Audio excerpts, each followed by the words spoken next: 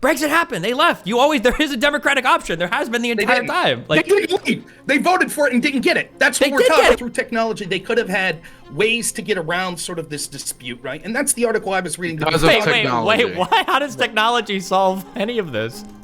Well, the border dispute, right? We could have had a way because, well, let me finish. So, Beckett, I'll trust you to answer this, right? Because you. No. I really want to hear it. It's so funny because Rob is so confident. He's so good at debating. He has no idea what he's talking about at all right now. He's completely has no idea what any of these issues are. It's very funny to me. He's just like trudging forward on this. The reason why he's talking about like passport control and shit is because he thinks that for Ireland it was just like illegal immigrants. He's like, are Mexicans fleeing to Northern Ireland? Is that why they need stronger border protection? That's just really funny. Yeah. So.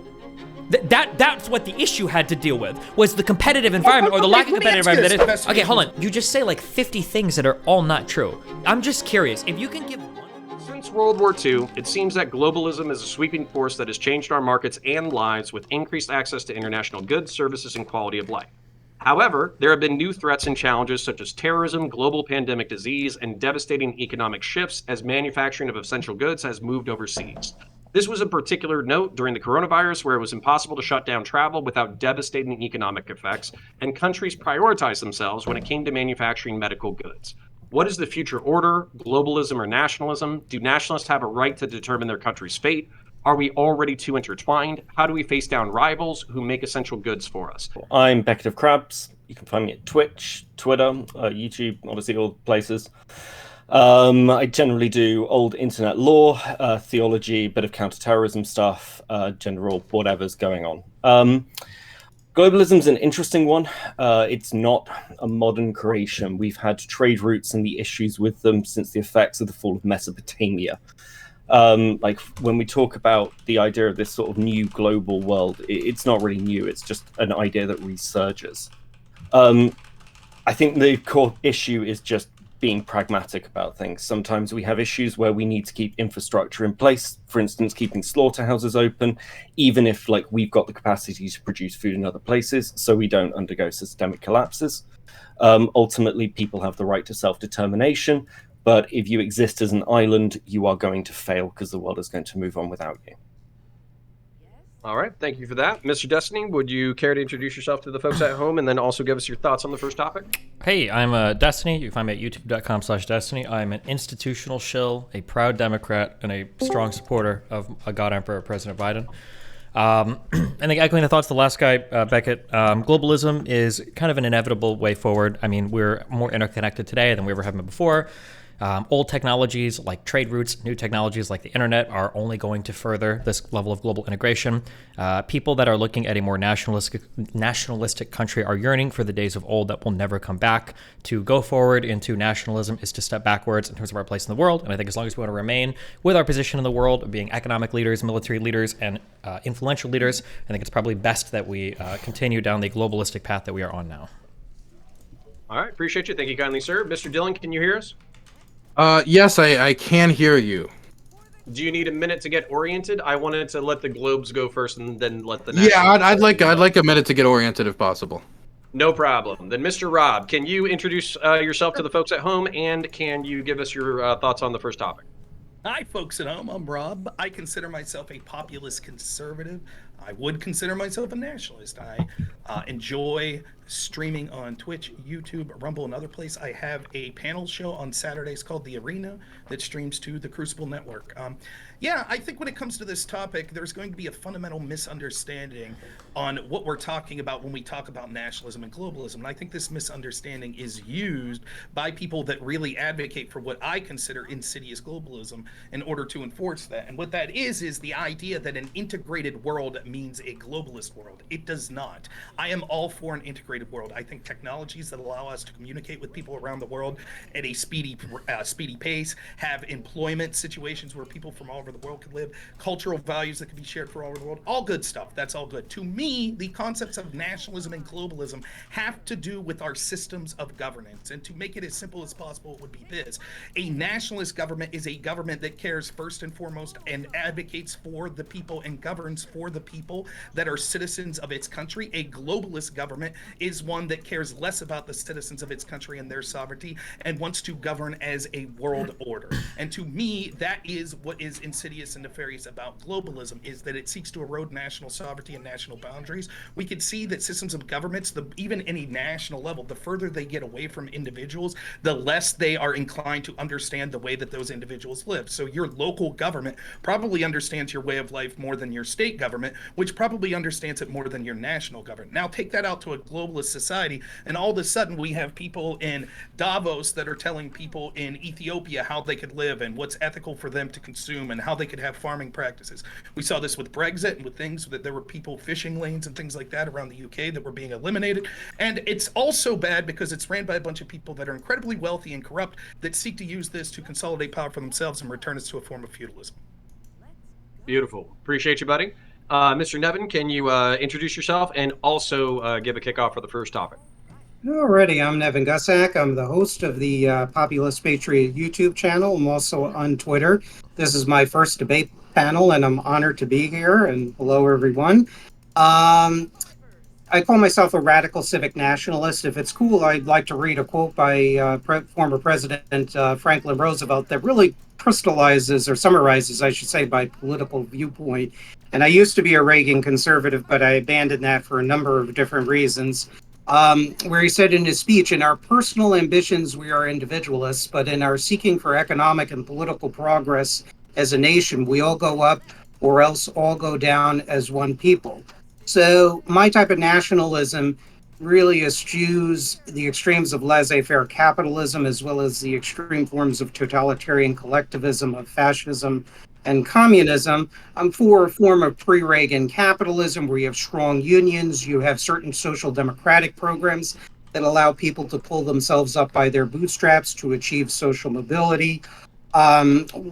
My ideological point of view or brand of nationalism is kind of a big tent for people of different genders, sexual orientations, races, classes, etc., as long as you're committed, at least in some form or another, to the national interest.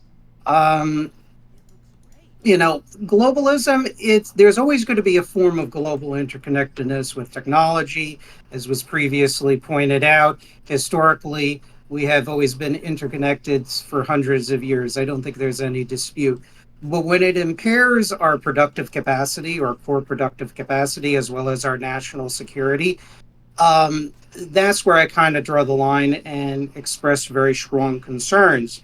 Because on the flip side, in history, we have seen, for example, how British trade, and especially French trade with National Socialist Germany during the 1930s did not result necessarily in peaceful relations.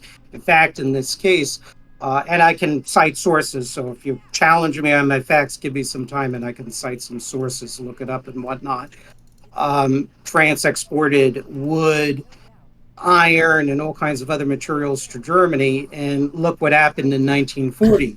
You look at what happened Nevin, during I want to leave some stuff for the center part of the debate. So can you Sure. just bring it to a close for your opening? Sure. Yeah. So there has to be a balance. Ultimately, we have to balance the needs of, yes, an interconnected world to some point without harming excessively our national sovereignty and national security. Based. Thank you. Mr. Dylan, are you ready to introduce yourself to the folks at home?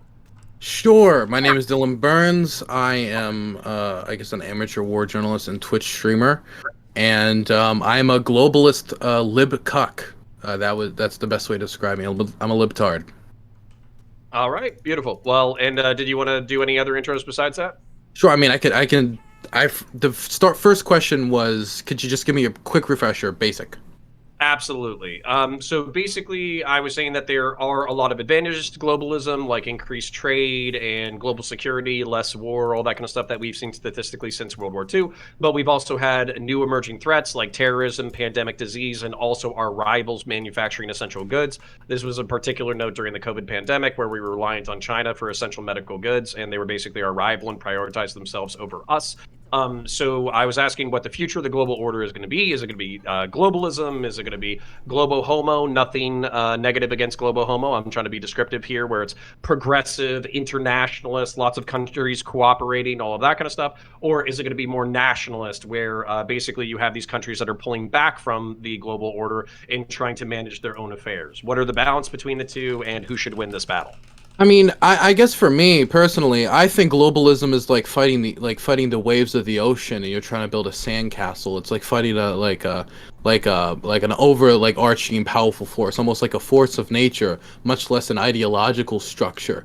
Just the economic motivators in place have push human beings not only to become more interconnected, but to also build institutions that manage international trade, like the World Trade Organization, the IMF, and other organizations to unite nation states. And even nation states that are known as like these anti-globalist crusaders like Hungary will get on their knees and beg for the European Union's aid and supply to help their country stay on its feet as it goes through economic problems. And many nations throughout Eastern Europe beg to be part of these globalist institutions like the European Union, which have been really vital in bringing Europe to one of the most prosperous eras in its history when it comes to a lack of conflict, only to be interrupted by the Russian invasion of Ukraine that many could maybe even say is a reaction to the success of the globalist project of the European Union, of the expansion of NATO, of all of these things. When we talk about globalism, I think globalism can be both good and bad. Like, for example, I think the interconnectedness of the international human trafficking and stuff like that, it's obviously bad. But these things are not going to be solved by isolationist solutions. We've seen how drug cartels have used things like submarines and drones in order to get around these types of things. And that's true of all of these international crime organizations, terror groups, etc. And I think the thing that's really going to combat them is by empowering the international institutions that are going to help us create and draw pathways in a new globalized world. People like to shit on the UN all the time for the failures of its international peacekeeping missions, but a lot of people don't realize just how cost effective the UN is. For example, people talk about how much money America wastes on foreign aid. In 2021, I think we spent $1.5 billion in aid to the United Nations and UN peacekeeping missions. I think it was specifically UN peacekeeping missions. Of the 16 peacekeeping missions that the UN has been involved in, I think in the last 20 years, in conflicts in Mali, Croatia, etc., 11 of them have been conducted successfully. As for all the failures of Srebrenica, usually when the UN fails, it's because it doesn't have enough authority to act, not because it had too much authority and went too far. And I really do think that it gets kind of an unfair shake. It has problems, but all institutions have problems. And I believe in institutions, and I think we need to strengthen these institutions to guide us in a more globalized world, which is inevitable as human beings become more interconnected. And hopefully this interconnectedness brings us to a new era of prosperity and peace, as many international liberal theorists have theorized. Now I need to go to the bathroom. Perfect timing. All right, then the panel is open. You guys are free to fight amongst yourselves. If I feel like we're getting into too big of tangents, or if we're going on down too far of a rabbit hole, I'm going to drag you back in. I will give you timers, be watching my hands. But besides that, have at it, gentlemen. Okay. Let me just ask that straight up, if no one's going to say anything. When we're talking, so Destiny, Dylan, and maybe Beckett as well, when we're talking about the inevitable nature of globalism, are you talking about the inevitable nature of interconnectedness, so like economically, or the inevitable nature of eventually having a global form of government? Because I wanted to respond to something Patriot said about sort of the interconnectivity of capitalism. There's like a long-running theory that we can see in the Golden Arches theory. For anyone who doesn't know, it's the idea that if two nations both have McDonald's, they don't go to war with each other. Now, that fell apart over a decade ago. And in the case of like Russia and Ukraine, we can see it falling apart, right? So I think it's a complicated issue when we're looking at the economics, because it's not clear cut. And just because we kind of go, well, we'll trade with another country and then it will make us friends with them, doesn't mean it'll always work. Countries aren't just going to be like, well, they're trading with us, so we're going to be nice. So to the point about Germany and France, I don't think that's an argument against globalism. It's just an argument against kind of naively trying to bring your allies on board. But I think generally it's just the inevitable march. We expand, we get more connected. It doesn't necessarily need to have one government, but it needs to have kind of clear goals, right? This is one of the problems we see with the EU. It lacks those clear goals. Well, I think if you don't mind me jumping in, I think it's like the term socialism and capitalism. It means 50 things for 50 people. And I think there are different types of globalism too as well. Probably the most powerful version of globalism that exists institutionally in the United States is what I would term corporate globalism, because major multinational corporations in Wall Street have disproportionate political power. But then you also have, and you guys may disagree with me and may be wrong on this, communists claim they're internationalists for global order, if you will. You even have some Nazi elements there for, like the World Church of the Creator for this huge genocidal, maniacal white world. It just, crosses so many different spectrums, means so many different things to people. And I guess the question is what kind of globalism does each and every the globalist members of the panel support? Do you recognize the need for some level of productive capacity here in the United States? Do you feel there should be limits for national security? I used to be a pure free trade person, libertarian person, and I'm not against trade per se, but what opened my eyes, and one of my areas of interest intellectually, is the history of communism, fascism, National Socialism, and their strategies against the West. And one of the things that opened my eyes was, for example, and I know, Dylan, you've been to Ukraine, so I'm sure you're probably familiar with this. Destiny, I know you're an expert on a lot of economic issues as well. But this was reported in the mainstream press, where when Ukrainian forces and their American backers cracked open Russian-made military weapons, they found all manner of components from American firms, British firms, Israeli firms, their allies in communist China, et cetera, et cetera. And I know the arguments, of goods trade across borders, armies won't. I know I'm mangling Frederick Bastier's quote, my apology. But when I look at the hard evidence, that kind of has pushed me away from that position. Now, does globalism have its positive benefits? Of course. If I may jump in, but I think that's a good place. If I could summarize, like in what you're saying, what it means to me is this. There are different meanings that people use by the term globalism, and that's sort of what I'm getting to, because one of the strongest arguments I think the globalists on the panel are going to make is what's inevitable. So the debate becomes irrelevant and one of Connor's questions was, is it too late? Are we already too interconnected? So that's the question I have, which is, when you're saying that globalism is inevitable, do you mean sort of culture, communication, economic ties, or are you talking about a system of governance where we have places like the UN, the World Health Organization, other places like that end up having more power governmentally and they can override nation states? That's the question I have for the globalists. Yeah, I mean, there's going to be some level of global coordination with big, like, intra or international bodies, but I think that in a way is kind of necessary. I think that it's probably better to have those big international bodies, because there's probably going to be in some ways we're going to get there in less efficient ways individually without those international bodies. So, for instance, we could have a global climate conference where we decide to set, goals for every country that's part of the EU or part of NATO or part of whatever international body we want to use. And we could set that, and people say, well, that's infringing on our sovereignty. We'd rather deal with it nation by nation. But if we deal with it nation by nation, you might end up getting countries that set like certain standards where it's like, we're only going to trade with you if your climate or pollution controls are at such a level anyway. So in one way or another, you end up kind of getting to these international standards just like set unilaterally or multilaterally regardless. So I feel like having these central bodies, or at the very least you have some level of representation, is probably good. It probably does more for your sovereignty to be part of these international governing bodies than to be independent of them. I think we kind of see that with Brexit when it comes to the United Kingdom, right? The whole idea was they are going to have more sovereignty with their country and their economy by leaving the European Union. But now the UK effectively has no say in European Union governing policies, but they're still going to be beholden to those policies if they want access to that trade union, basically.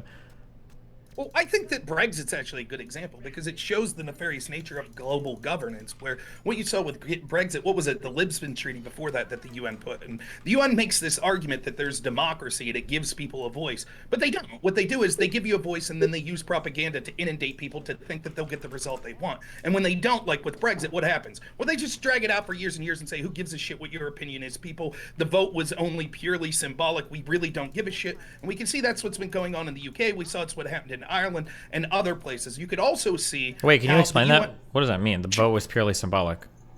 Because Brexit occurred, they said, the UK said, we will abide by what the people want, right? And then all of the institutional propaganda was, well, clearly we need to stay within the European Union. And everyone in the European Union. There is a lot more complex. Look, there's a lot more complexity to this. Now, like, I come at this from a weird position because I'm a Leave voter who's pro-immigration and open borders and very left-wing and very actually pro-federalized Europe. So, like, I was a Eurosceptic because of Corbyn when I was like 16. And there is so much more going on with Brexit and like what goes on in the UK. Has it been achieved? No, but that's not because of globalism. That's because of massive political incompetence. Like, even when we got close to the deal described within the original campaign brought back by Theresa May, everyone voted against it because everyone was politicking for the next general election. This idea that globalism or like particular powers undid Brexit. It's purely down to political. That's not what I'm saying. I'm not saying that it was like cigar smoking people. Let me finish, because like one of the biggest reasons for Brexit was so we could actually get a handle on the fact that our political class kept making like huge blunders or fucking things up, and then got to blame the EU for shit that wasn't their fault. When we look at Ireland, you brought up Ireland. Ireland doesn't enforce its tax codes to the same level as the rest of Europe. Europe went and investigated and said, you're going to do this. And Ireland said, what are you going to do about it? And you see this happen with multiple regulations. One of the biggest problems Britain had with the EU is we were one of the few countries really trying to apply regulations, whereas most countries just were much more pragmatic. And then you get into the whole veto movement and the block of veto countries that rallied behind Britain as that sort of central state. It's a much more complicated problem than just globalism. You could say it's much more complicated, but just like with the Lisbon Treaty, what happened was the institutional people that had power in the UK assumed that wanted to remain with the European Union, assumed through all of the information they were putting out there that it would be a massive win to stay in the European Union. It wasn't. And because those people in positions of power wanted afterwards, they didn't like the result. That's why you heard so many people come out, people in positions of power in the media, etc., came out and said, no, we should revote. People didn't understand what they were getting. It's time for a revote. The point is, these global institutions give you the sort of symbolic vote, and if you vote in a way that they don't like, it seems to never get implemented. And then they'll revote like with the Lisbon Treaty, and then all of a sudden, it went their way. And that got enacted real fast. And the point I'm trying to make is these organizations, one, they're corrupt, and we could get into that if you want. But even if we don't get to that, when you have the systems of governance that are so far away from the actual people that they're governing, there's less ability for them to actually govern in a way that makes sense for those people. I don't want people in Brussels telling me how I could live. Well, first of all, you have a say in that. This is what the whole point of electing a member to European Parliament is. Well, now you don't have a say in that. Or you don't anyway because you're American, sorry. But can we, backing up to the Brexit thing, I don't understand why we have to pretend like there was some nefarious power that was working behind the scenes in order to make it so that people had mixed opinions on Brexit once it was passed. Like, Brexit passed by the skin of its teeth. It's not like this was massively popular throughout the entire United Kingdom. In fact, there were some states of the United Kingdom that didn't want a Brexit at all, which is why you saw people memeing about Scotland leaving and stuff, right? I think that you can say that, like, Brexit passed barely. Nobody really knew, I think, what Brexit was going to look like. And then there was a lot of debate post-Brexit over, well, what the fuck does it actually mean to Brexit? I think that a lot of it was kicking the Tories in the teeth. Huge amounts. Like, again, as a Eurosceptic, I can admit that. It wasn't about we hate Europe. It's David Cameron is an arse, and this is a chance to actually hit back from the Northern Bloc that's been ignored for the past, 60 years. It's much more complicated than, actually, I think economically we'd be better off. There were blocs doing that, but they were a minority. Before Brexit happened, the Eurosceptics were a huge minority in the UK. It's only with the rise of UKIP that we really saw kind of like a call for the referendum, and Cameron wanted to do the same thing with Brexit that he did with the Scottish referendum vote. because he thought it'd be an easy win. Yeah, I'm just trying to say that, like, I think there was legitimate debate over that. I don't think it was like spooky people using propaganda to confuse the population. I think Brexit was genuinely a very contentious and complicated issue in the United Kingdom and different parts of the United Kingdom. Well, I mean, one of the go ahead, Dylan. I think one of the most obvious examples of how a lot of people didn't know how it was going to go was like the Ireland border issue, where I don't think that was not talked about at all in the lead up to Brexit. It was all about, you know, like all the money they would save for the NHS and all about the immigration, and really none of it had to do with the Good Friday Agreement and exactly how complicated it would be making this deal with the European Union after the fact to guarantee that the Good Friday Agreement was abided by and that violence wouldn't flare up again in Northern Ireland. And that really extended how long Brexit negotiations went into it. And that soured Brexit in the minds of a lot of Northern Irish people who thought that Brexit was really throwing away the Good Friday Agreement and also backstabbing a lot of people like the DUP when it came to the idea that there will not be an infringement between the border of Northern Ireland and the UK, which one of the deals that they were negotiating with the EU at one point was literally putting up basically a border, a semi-border between the United Kingdom and Northern Ireland. And these were the things that were not hammered out beforehand and not thought about, and that's why now the vast majority of British people, I think it's like over 54% compared to 34%, think now was the wrong decision to leave the European Union. Right, and this is exactly what I'm talking about. The idea that people were saying, well, it wasn't something nefarious. Right, just like it wasn't nefarious that, like, at the same time Brexit was going on and we had this populism in the UK, you had a president in the United States that was being elected in Donald Trump. And it was just also coincidental that all of these major institutions all went in the same direction and hating that form of populism as well. And just like with Donald Trump, which we'll get into at a later date, I'd love to debate any of you on it, just like the institutions were corrupt in trying to impede his presidency, it just so happens that one of the most established first world countries in the world, the UK. When was Brexit voted on? 2015? So what are we on now? We're going to get to a decade before they get around to a company. And hey, look, we've been going through a lot of prime ministers recently. We can't figure recently. that out. We should give them a say in like how we in the United States live. They're so fucking incompetent. They can't even come through with removing themselves from this treaty. If we're going to I feel make, like you're not if we're gonna make, responding to my point at all. wait, hold on. If we're going to make claims, I think we should have real claims, right? Like saying that, like, was it a coincidence all this happening around? That's like saying, was it a coincidence that in 2013 and onwards, a whole bunch of right-wing movements started to gain more popularity in Europe, ignoring the fact that the Syrian refugee crisis was driving everybody in that direction? Like, yeah, of course there are political movements happening all over the world. We can't just point to them all and go, look at that spooky globalist, like, people behind the curtains. Like, if there's something you want to say in terms of some, like, coordination between the United States to discredit Trump and Brexit or something, then point that out. But we can't just go like, well, isn't that weird? And like, we're making an argument. That's not an argument. We're not like saying anything of value there. There's nothing that's being said. Well, I could get through and I'll look for the numbers because I've seen this, right? But we saw that the media coverage from major institutions, including state institutions in the UK, places like their state media, were overwhelmingly for remaining in the EU. People in positions of power were overwhelmingly for remaining in the EU. Just like in the United States, there are tangible, it's tangential that we could see there was a movement against populism there. And it makes sense because institutions that currently have power aren't interested in nationalism or populism that devolves that power to the actual people. Is it not possible that the majority of politicians thought it was better for the UK to stay in the EU? Considering the UK had like one of the most preferential like positions in the European Union, they weren't part of the Eurozone, they weren't part of the free trade Schengen area, they had a say in the European Commission. Like, is that not possible? Well, it certainly is possible. So let's say that it was organic, just like it's very possible that the people in the FBI, et cetera, in the media in the United States... Whoa. What does the FBI have to do with the UK? One topic at a time. Oh, okay. What I'm trying to say is, in both situations, it's possible that these were heartfelt beliefs from the people in those positions. So maybe 90% of politicians in the UK thought that Brexit was a mistake. That could be true. The point I'm trying to make is, those with institutional power didn't want this outcome. And once that outcome occurred, it seems that they did everything they could for 8 years on now to not follow through on the democratic process that they promised. Well, you know, and this is my take on Brexit. I don't consider myself an expert necessarily, but it also papered over the it papered over a larger structural issue that was occurring for over 30 years of a long-term structural deindustrialization of Britain. And many of those people in those parliamentary districts that voted for Brexit, correct me if I'm wrong, were those people that were affected by that. And, you know, part of the issue, getting back to Connor's point, is globalization inevitable and this and that. I think it's, to some degree it is, but also I have concerns that, and I know I'm going to throw a bomb here that's going to stir up a hornet's nest, but there's a potentiality, you just don't know, war between the United States of the West and Russia and China.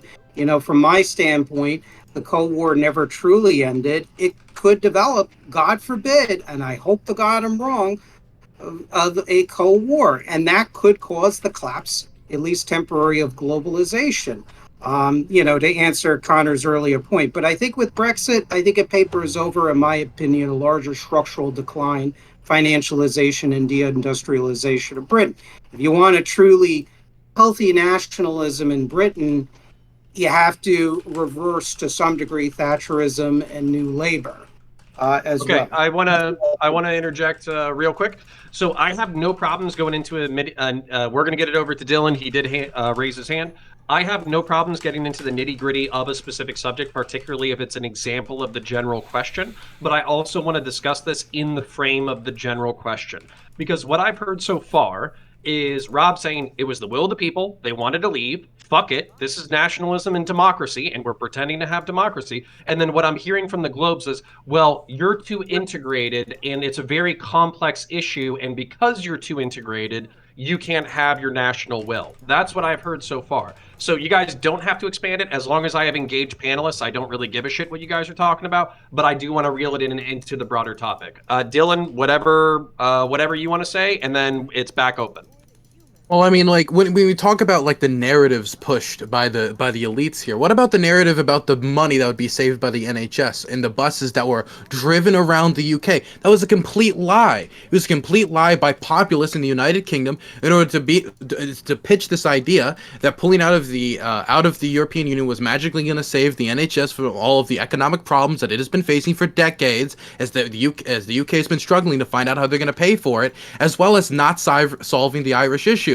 The questions that were not answered before the vote was done, and since then, now that they've actually been slapped in the face with these questions, the British public has more and more and more rejected the idea that Brexit was a good path forward for the country, and they've regretted their decision. And it's right for them to regret their decision. Brexit has hurt their inflation crisis, which is much worse than what the United States has so far faced. It has worse to their labor shortage. It has really hurt the British economy, as well as facing them with multiple geopolitical issues, Ireland just being one of them.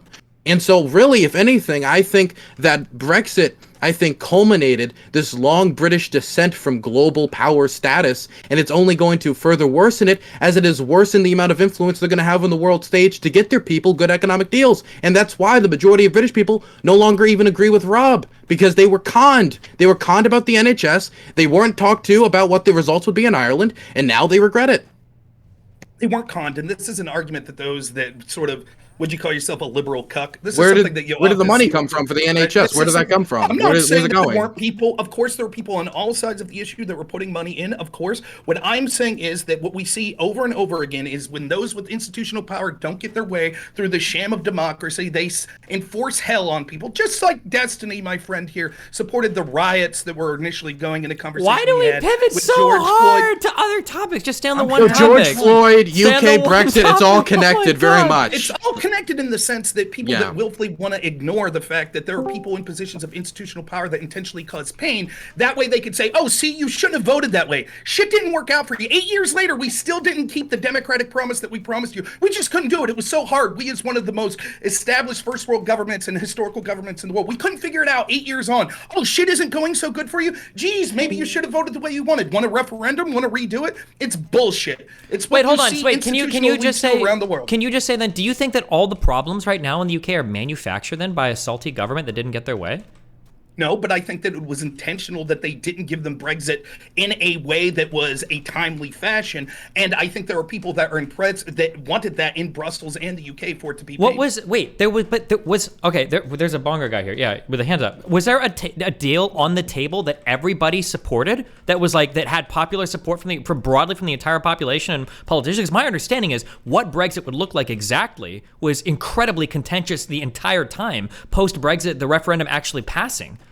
You keep trying to ascribe all this malice, but I don't think it was malice. I agree with Destiny. Yeah, it was like people had no fucking. Nobody thought Brexit was going to happen. Nobody knew what was going to happen. So it'd be like this: like we wanted to end, like say a country wanted to pull out of the UN.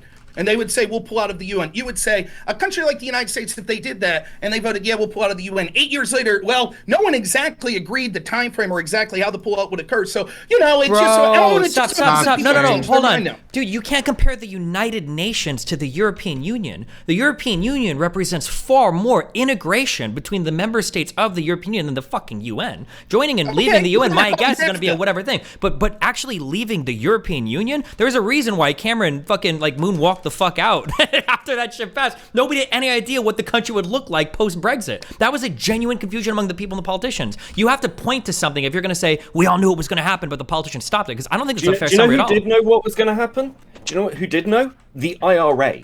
Because so I did my counterterrorism masters. I spoke to ex-members of the IRA released under the Good Friday Agreement who said to me, we voted for Brexit because it would radicalize the next generation in Northern Ireland.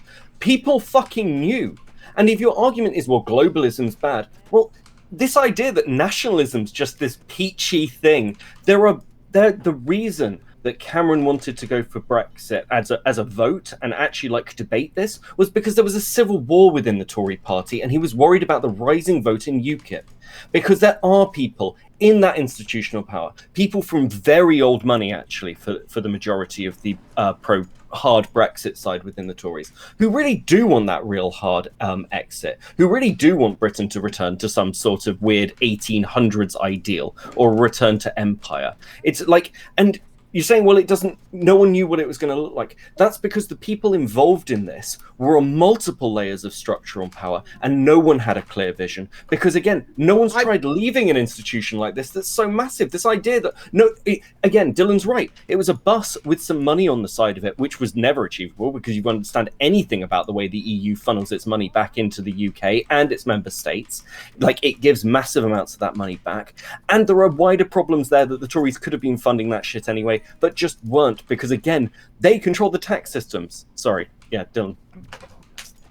I'll go after Dylan. Good. Rob, you wanted to respond to that, so you can go first. Well, I was just going to say, the idea to what you're saying there, Beckett, and what Destiny, that it's bigger than something like the UN, like the US pulling out of the UN. Again, that's another lie that was sort of sold to the people in the UK. This was originally supposed to be an economic alliance, that there was supposed to be some sort of voting stakes. There was an organization, this was about economics, and we could see that it became much more than that. It became about who you were forced to allow to leave in your country and other things like that when it came to a sovereign border. So again, it was something that became more, it wasn't voted on democratically. It exerted all sorts of power. And the other thing to say you can't just lie. It was voted on democratically.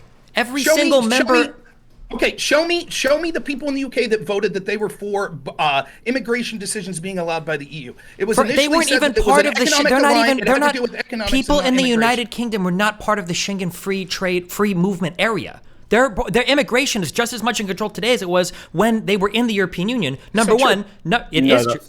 You got freedom of movement in the UK before the EU. We're much more contained now. But that's why they have a labor shortage. I mean, the UK was not part of the Schengen zone, though. The UK was not part of the Schengen free movement zone, where you have to pass without a passport or whatever. I'm pretty sure you could do passport checks at the UK border. Yeah, you could do passport. Yes. It wasn't quite the same as I see what you mean. Yes, right, yeah. okay. Number one. No. Number two. Every single member state of the European Union can elect members of European Parliament, and the European Commission has one member from every single member state, which is where your big decisions are made. So you're voting, if you're in the UK and you've got MEP elections, that's you voting for your representatives that are part of your members of European Parliament that vote on these policies. And number three, Brexit happened. They left. There is a democratic option. There has been the entire time. They didn't leave. They voted for it and didn't get it. That's what we're talking about. They did get it. What are you talking about? We've left. They didn't. We've left. What are you talking about? So when I asked you earlier, I said, was Brexit achieved? And you said, no, you were lying. Well, no, because the idea, but when you say, is Brexit achieved, you're talking about this idea of all the promises being delivered, right? If you're talking about, did Britain leave? Yes, we have left. We have left the European Union. So in that case, yes, Brexit has been achieved. If that's a pure, because again, for a lot of people, there are more questions there of what that looks like, right? It's not just leaving; it's leaving with deals in place, not just for the EU. There was goals. Yeah, for like all the other countries. And also, I just want to cover one thing with the immigration stuff, because this is one of the biggest myths. This idea that if like Britain leaves the EU and suddenly we get control of our borders back, 50% of our immigration is from like the like colonial countries, like within, sorry, again, painkillers. But like, so we could have cut down on our immigration without leaving the EU ages ago. We just didn't do it. So again, it is the political class lying about what's achievable because they're trying to spin a narrative. Because also Boris wanted to get into fucking power. That's why he led the campaign, because he was like, that's how I'll become prime minister. And in the long term, it worked. That's why people voted for him. It's why he's still popular, despite being one of the worst prime ministers in human fucking history. Okay, I wanna pause y'all real quick, just because I do feel like it's Rob versus the panel right now. So I want to give it to Dylan because he had a couple of minutes, and then I want to give it to Nevin because I see him dutifully taking notes. So Dylan, Nevin, and then back to the panel. So when we talk about also the United States and the UK, I think as Americans it's also kind of hard for us to understand that the UK is just not the beast that it used to be. It is no longer the empire which the sun never sets. It is now the land of, you know, football, chips and biscuits. It's basically just what we know as the UK when we see it, think of an image of it in our minds. And it's a nation of what, about 80 million people, probably? Something around that range or something in that area. And it does not have the financial influence that the United States has. Of 330 million people, one of the most prosperous nations of the world, one of the biggest GDP, it does not have as much influence as we do on the world stage when it comes to going on the world stage and trading. And so the idea that the UK, I think, and this was like almost like the pitch, I think, from a lot of the right wing in Britain, that they would make their way about the world like the United States does, going to this economic union, saying, I'm going to make this deal with you, going to these countries on its own and making these deals with you. But what it really did is just make it harder for it to negotiate the agreements that they had to renew. 45% of their imports come from the EU. That's like 250 billion pounds. 42% of their exports come from the European Union. Their trade is like 50-50 with the EU. This is something that was extremely beneficial with them and that they developed over 50 to 60 years that they had to undo. Yeah, that took some time. When David Cameron put it up to a vote, I'm confident he had 100% belief that it would get shot down and this would basically be the death blow in this movement. Then it didn't, and then they had to deliver on it, and his government couldn't do it, so he resigned, and then they handed it over to Theresa May. They tried, they failed in doing it, so they handed it over to Boris Johnson, mophead. He was able to finally deliver it over, hand it over to Liz Truss, and now the Conservatives are plummeting because of the mess they made, and now the Labour Party is surging, and Keir Starmer, somebody that was seen as like a wash rag when it comes to his popularity and ability to give a speech, might actually become prime minister if things keep going as it is. They've made a mess, and now they're dealing with it.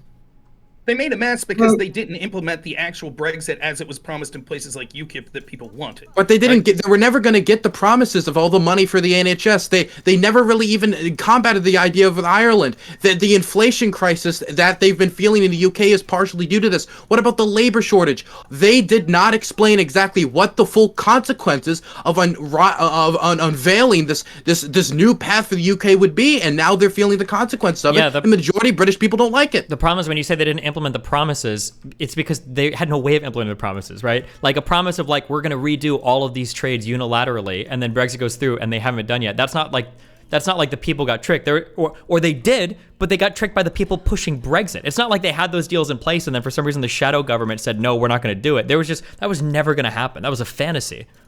All right, I'm a pause it real quick just because I've seen Nevin dutifully taking notes. And again, you guys take the conversation where you want to go. I'm not going to guide you too much, but obviously, like what I've heard is will of the people versus it's complex. That's what I've heard so far. Not why is globalism good? Why is nationalism good? What's the justification for these things in flux? I'm hearing, popular will. I mean, look at Britain's economy right now. Well, I don't want to argue. I don't want to argue with the panel myself, even though I'm very passionate about the subject myself. So, Nevin, please read us your notes, and then let's take it from there. One of the things I want to reel back here, and Rob touched upon this, is the notion of this sort of elite malevolence or whatnot. And I think one aspect of globalism, particularly corporate globalism, it is something that is intentional. in part because of ideology as well as profits. And you see this with different trade agreements with PNTR for Russia, PNTR for China, and things of that nature. Yes, it started out as a foreign policy project, but it was deliberate. And it hurt Americans. I know several in the panel would disagree with me, but it hurt our national security to a degree. It's hurt our capacity to innovate. And we saw that, of course, with COVID, with PPEs, and things of that nature. And so I wanted to kind of reel it back. I don't think it's just entirely inevitable globalism, but it is something that is consciously steered as a political and economic project. So. Okay, I'll move on just from Brexit, but I'll say this: like, you can even find. I'm not going to claim to know all of the sides of these issues. I don't claim to be an expert, but I will say that there is a lot of information that the folks in Brussels intentionally wanted to cause pain on the UK, including with the situation in Ireland and other places. And what would have been done is the default would be, just because you're not in an official government body, a world government body, there's still the default would be that people in Europe could trade with people in Europe, even if unilateral deals had to be made. I don't dismiss the idea that that would be more difficult than being in the organization, but the plus sides of it would be that your governance could be more local, and you're not just sending someone off to Brussels that's not representing you, because it's this government, you're only one part of this globalist body. But instead of encouraging that free trade situation, we saw that Brussels actively attempted to harm the UK and then deal things in a way that made them more sort of protectionist in order to dissuade other countries from leaving this globalist initiative. And that's a lesson for globalism. That well, they what was always what was something that the EU did that you thought was unfair? What did Brussels do to punish the UK? Like, for example, like, here's one article that I'm reading. We'll just go here. Brussels weaponized Northern Ireland to punish UK for Brexit, says expert.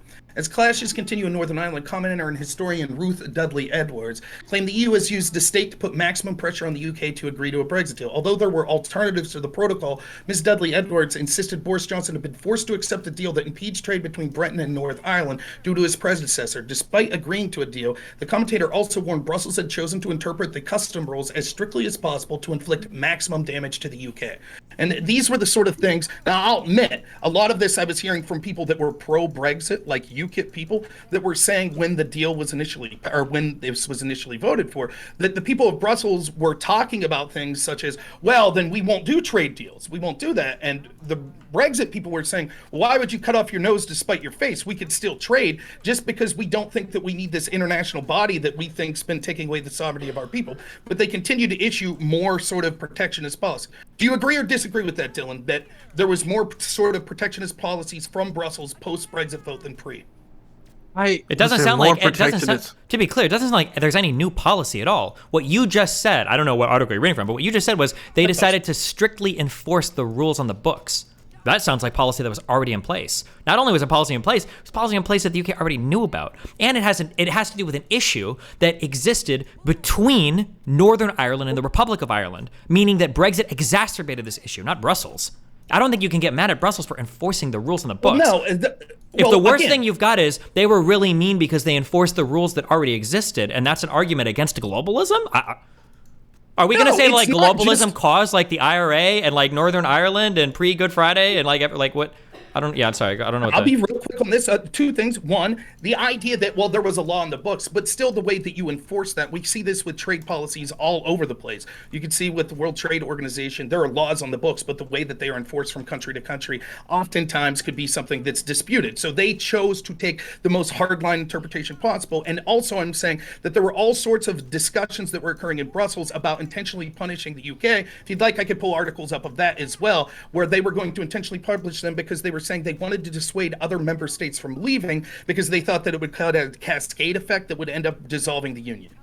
Okay, I mean, if they did something unfair, that'd be cool. But like, when the first thing you have is like, well, they enforced the rules in the books. I mean, that's not very compelling to me. But I think it's a little crazy that the nationalist side is arguing, well, Northern Ireland has a large nationalist contingent that may want to like have sovereignty, and in some ways, Brussels supporting their right to sovereignty is bad because globalism. Like, this is a pre-existing issue. It didn't just pop out of fucking nowhere. Like, this has been going on since fucking Cromwell. Like, it's not new. It's just like Brussels was right. And also you've got to understand, like with Southern Ireland is very, very closely linked to the EU because it's how Southern Ireland managed to, like the Republic actually recovered. So this idea of like the EU just being like, nah, yeah, it doesn't really matter, because that's then an open border, which again is the very thing so many people in Brexit were like, well, we can't have those. Well, it exists. And you can't have passport checks across the sea between Britain and Northern Ireland because they're part of the union. It's a massively complicated situation that no one considered. Destiny's right. Like, and this isn't just like some magical thing that Brussels did. It's an ongoing historic UK issue. Dylan, before you go, I never want to hear the phrase "Brussels was right" ever again on my panel. But I can't believe we've reached the point where I'm saying this. What are you doing to me? Because they would have been able to, through technology, they could have had ways to get around sort of this dispute, right? And that's the article I was reading. Wait, what? How does technology solve any of this? Well, the border dispute, right? We could have had a way because, well, let me finish. So, Beckett, I'll trust you to answer this, right? Because you. No. I really want to hear how technology gets these Irish over their past shit. I want to hear about it. I'm asking an initial question, right? So the dispute is sort of if the EU would left, if Brexit occurred, then there would be land disputes by sort of the sovereignty of who was able to come through sort of this Ireland into Ireland, correct? Sure. Right, and so that would have immigration problems with that, would also have economic trade issues and things that could arise from that. So the problem would be, how would we be able to make sure that the people that were getting across were legitimately allowed to be there and things like that? And the article I was reading talks about they had something that they had suggested let me see. Wait, hold on, real quick, Beckett. Okay, somebody can tell me if I'm right or wrong. I'm sorry, hold on. The problem between Ireland and Northern Ireland, the problem between the Republic of Ireland and Northern Ireland wasn't like logistically, how do we make the border work? My issue was it was a spiritual thing of like, we're going to make an agreement that there shall not exist a border between these two areas ever again because of the conflict that's occurred historically here, because of the bombings, the violence that happened up through the late 20th century even. Like, I'm pretty sure in the early, when was a Good Friday? Was it the early 90s? Fuck, when was a Good Friday agreement? That was the point of preventing any border from existing. It's not a matter of having an efficient border, it's that there was supposed to be no borders, regardless of technology. So just to clarify as well, because again, people focus on the IRA issue. So here's the problem.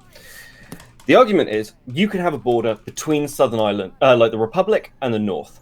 But the last time we did that, you have to have those borders manned, and that's what led to the IRA. And it's what led to a large amount of terrorism or freedom fighters, however you want to think about it and look at those groups. Now, the other argument was, okay, well, fine. We'll let the border be open, but then we'll allow like checks at the airports. But what people don't talk about is the Unionists and the DUP, who basically said, if you have passport checks at the airports, you're denying our right to easy free travel between the rest of the UK and the North, and we'll fucking riot. So it's not a simple case, because again, Ireland isn't just a simple situation of going, well, it's just the IRA. The old joke with Ireland is that a man pulls up to the border and he gets asked, are you a Catholic or a Protestant? He says, I'm an atheist. And they look at each other. I just want to say real quick, it's so funny because Rob is so confident. He's so good at debating. He has no idea what he's talking about at all right now. He's completely has no idea what any of these issues are. It's very funny to me. He's just like trudging forward on this shit. The reason why he's talking about like passport control and shit is because he thinks that for Ireland, it was just like illegal immigrants. He's like, are Mexicans fleeing to Northern Ireland? Is that why they need stronger border protection? That's just really funny, yeah. They have every right to. I do want to. Go ahead, Dylan. Dylan's been waiting for a minute, so let Dylan go. I do have to point out the kind of like the irony here of the UK going on a nationalist crusade of protecting their borders. Then they finally get it by the skin of their teeth, and then immediately when they find out that the toll of protecting their borders includes trampling on the Good Friday Agreement, immediately that goes away in favor of the globalist cuck deal that they did called the Good Friday Agreement. They do this agreement to protect their borders, have strong borders, and that immediately was their downfall when it came to Ireland. And then they ended up fucking over the DUP, who is allied with the Conservative Party, which caused a lot of infighting because they were essential for some of the early governments, definitely during Theresa May's administration. So I mean, this is something that they brought upon themselves, and they should have kind of seen from a mile away, but also wasn't talked about at the time. And we keep saying that it was the propaganda that changed all these people, and now make it that it's like 54 to 30% of British people now believe it was a bad mistake. Maybe it's now that they're feeling the full effects of these decisions, they're regretting them, and maybe they didn't consider all of the factors that were going to come involved, including the Northern Ireland issue, and now the populist position in Brexit, in the United Kingdom, is to re-enter the European Union because it was a good, beneficial deal for them. Again, we could get into other things other than I'll just say the end on this. There was something called the Smart Trader, the UK Smart Trader scheme. And this was something that sought to use sort of new technology and things like that, where businesses could sign up to ensure that there would be duty-free and tariff-free goods that would be able to be sent from Great Britain to Ireland. These are the sort of things that were being pushed against by Brussels. They were saying that it had to be more of a hardline separation, and these tariffs needed to exist. What I'm saying, though, is that Brussels intentionally, as internal communication said, discussed punishing the UK because they wanted to avoid this. What you can't get around is that it took years and years and years for them to even attempt to withdraw from Brexit. You could say, well, it was really hard, it was difficult. I refuse to believe that they were unable to get this done in a couple of years. There might have been hiccups along the way, but they didn't even attempt to amend them and implement it. And instead, what you saw was right out of the gate, the same people that were against Brexit in the first place started saying, well, that democracy doesn't count. We want a new referendum. This is how globalists control the flow of information. And they're able to always say that when there are democratic initiatives in nation states that go against their agenda, that they will seek to punish them and ignore that form of democracy. This is one issue. We could talk about globalism in the form of the World Health Organization, the WEF, and their agendas that seek, you guys got your globalist dream, right? With the lockdown, so you got it. You got what they wanted, right? And what did we see? A massive redistribution of wealth from the poor and working class to the upper class. So just to be clear, in a nutshell. Yeah, so you've restated your thesis on this like several times, but you haven't proved this at all. So we can move on from Brexit. I think Brexit is a really good example of globalism versus non-globalism. I think you failed to substantiate your point ever. The biggest argument you brought forward was that Brussels enforced policy on the books, and if the UK wanted some say in that policy, they probably should have remained in the European Union in order to have a say. But they left, so they didn't, and that's it. Topic 2 is, much criticism has been made about the U.S. aid to Ukraine and Taiwan because it angers our rivals while being of little importance to the quote-unquote defense of the Western world. That being said, there are legitimate accusations of human rights abuses by both Russia and China in their territories. Should the U.S. or the West be involved at all? What lines do we draw? Should we be militarily responsible for these territories? What is our interest and how are they served by globalism or nationalism balanced in reference to these issues? Since Dylan is the only person who's risked getting his balls blown off in the past decade in reference to these topics, I'm going to start with him. Could you give me the last part of the question again? So, should the U.S. or West be involved in the conflicts with Taiwan and Ukraine in general? What lines should we draw as a country not involved? Should we be militarily responsible for these territories? What is our interest? And how are they served by either globalism as a philosophy or nationalism as a philosophy? I know I gave you like 5 questions. Yeah, there's like 5 questions. I'll answer what I can. So I do think that we should support both Ukraine and Taiwan. I think we have a good interest in doing both. I mean, Taiwan, you could make a very selfish kind of national security interest of they produce 50% of the world's like very advanced microchips. And until the United States has proven itself through the CHIPS Act to be able to match that type of production capacity, a lot of our weapons, including a lot of our computers and our domestic industry and just our country, run on the computer chips that are made in Taipei. And so I think it's good for us to be allied with somebody who holds such a vital resource and to support them. Also, in our support of Taiwan, the bigger the disincentive for the Chinese to invade is, the more likely the war games they play end in failure for them, the less likely they are to invade. The bigger the price for invasion, the less likely you are going to try to invade.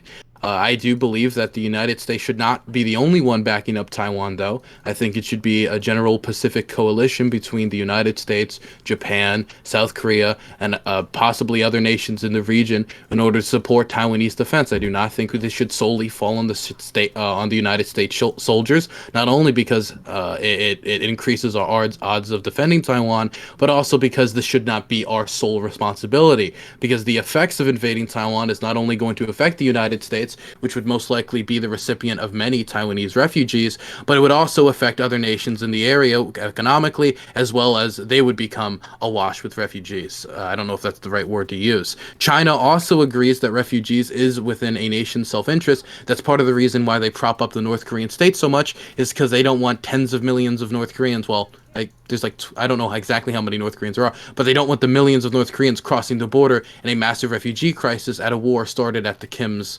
will. As for Ukraine, I believe that what's happening right now is a violation of their sovereignty. We're seeing some of the worst human atrocities going on in Ukraine, with the largest mass grave in Europe since the Yugoslav genocides uncovered in Izium with 440 bodies. I don't really feel like I need to go through the laundry list of war crimes or atrocities committed by the Russians in Ukraine and how much it has decreased the standard of living. But in Ukraine, they have made their will pretty well known. They want to push the Russians out. They want their country to be free. They want to uphold the Euromaidan revolution and continue to develop their institutions, make them stronger as they go after things like corruption and oligarchical control over things like media, police, and other industries.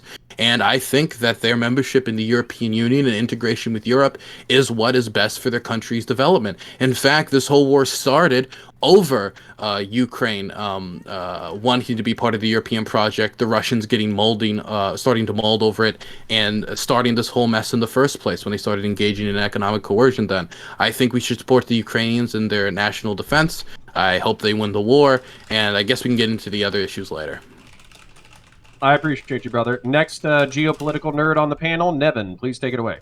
Yeah, a radical civic nationalist. I mean, I take a strong stand within reason against Russia and China and their allies throughout the world. They do seek, in my opinion, global hegemony, which obviously would affect the United States. Putin in recent years has talked about recreating with China an entire new world order, if you will. Dmitry Medvedev rather recently had pointed out that he wants a Eurasia in Europe expanded from Vladivostok to Lisbon. And that's going to ultimately pose a major national security risk to the United States. If Ukraine goes, there's a real possibility that Russia will continue to expand westward. We know they've been providing funds to various extreme parties in Europe, like the National Front. In France, they've had ties with sort of quasi-tanky organizations, as well as some neo-national socialist organizations, and they're all united by a common anti-Americanism. I think in the case of Taiwan, I think we need to back them too as well.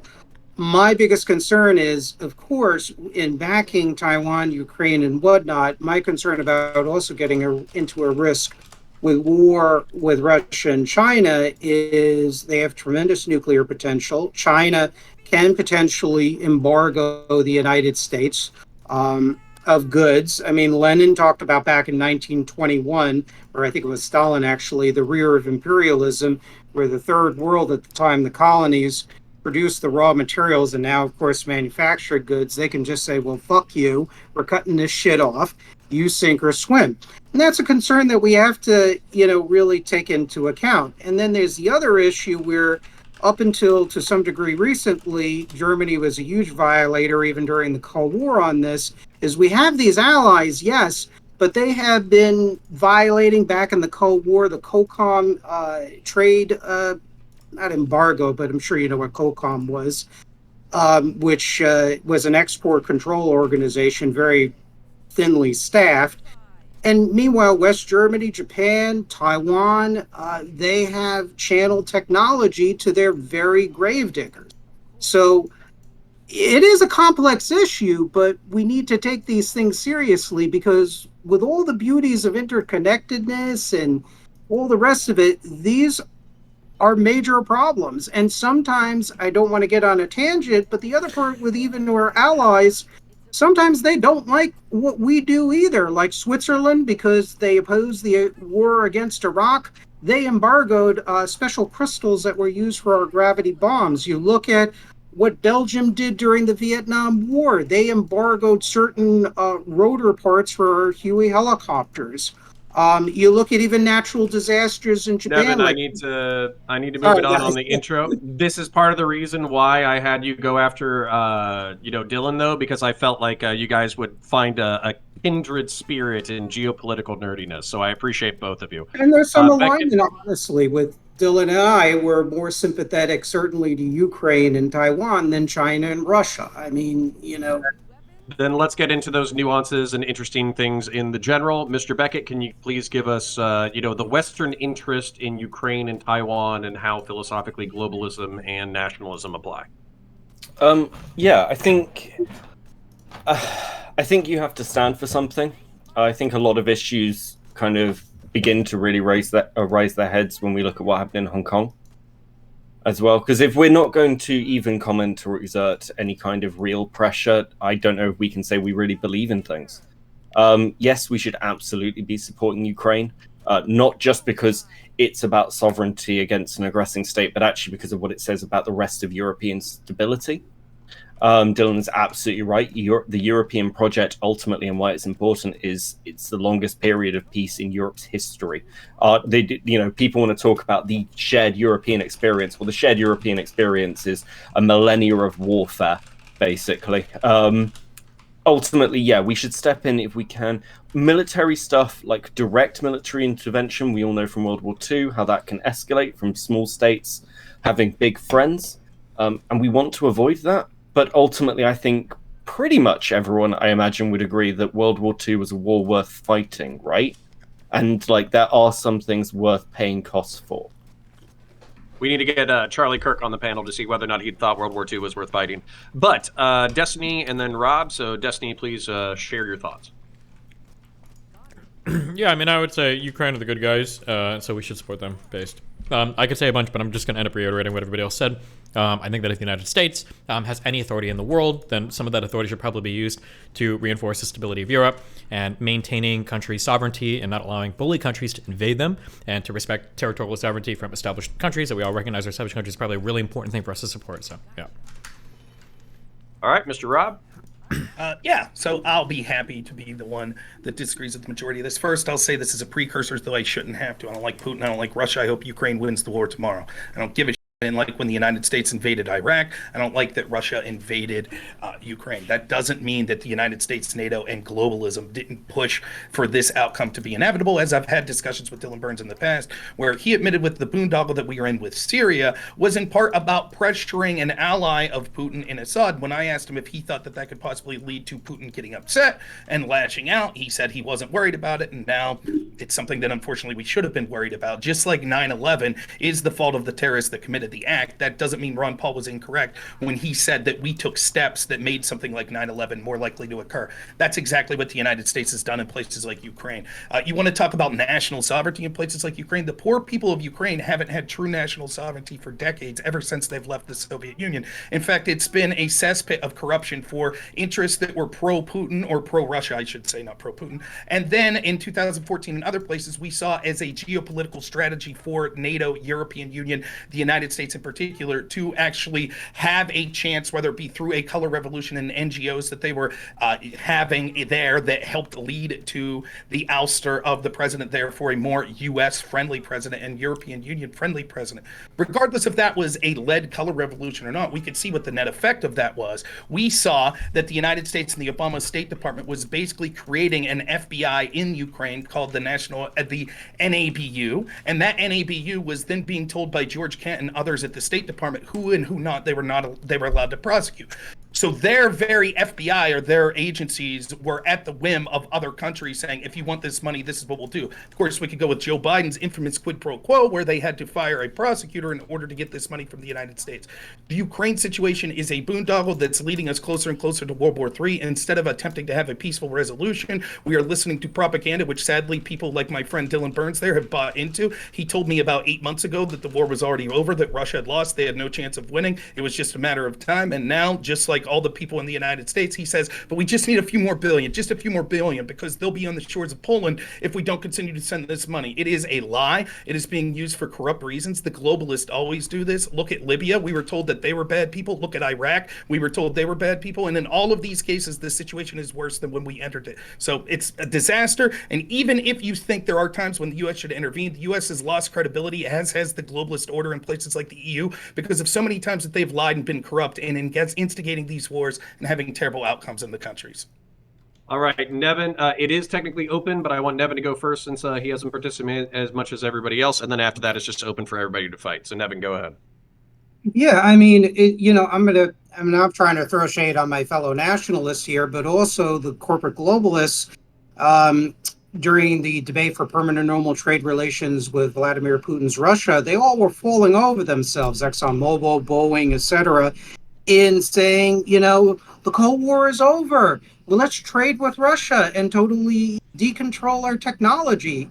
To look at even some American businesses like Koch Industries and its subsidiaries, they are libertarian globalists, as you know. They fund the Cato Institute, AFP, Freedom Works, the Whole Nut Club for Growth, which are economic globalists, and they're still in Russia despite the sanctions. So I see the globalists really also as much as corporate globalists, let me specify, or in bed with the enemies of the United States, the adversaries of the West. I'm not trying to throw shade at my fellow nationalists, but one of the reasons why I've turned against corporate globalism, I used to be, again, a big free trade person, is because they constantly go to bat and give legitimacy for adversaries. And I'm sure many of you know this already. So when it comes to Ukraine, look, Russia, they still have, despite their battlefield performances against the U.S. supported Ukrainians, they still are a force that I would not want to reckon with, particularly with their nuclear arsenal. It's not something I want to poke the bear in, but we also cannot abandon, however imperfect Ukraine is, just like South Vietnam, Cambodia, Laos, etc.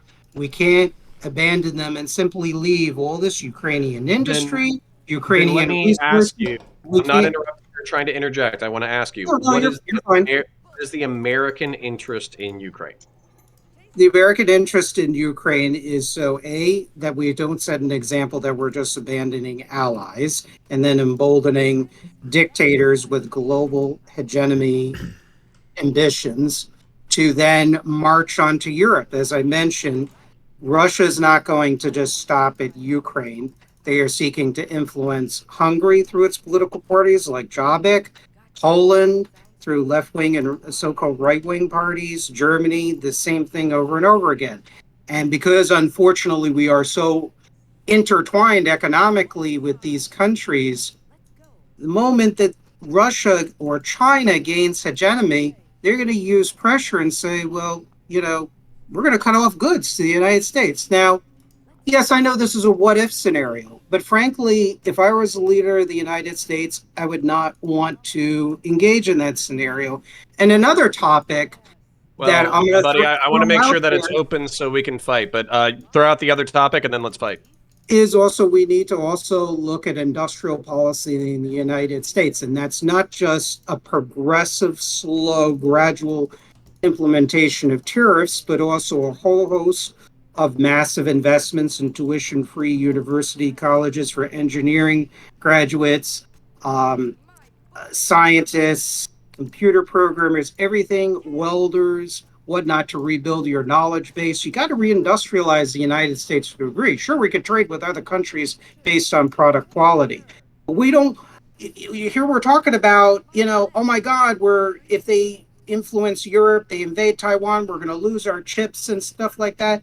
That to me is a problem.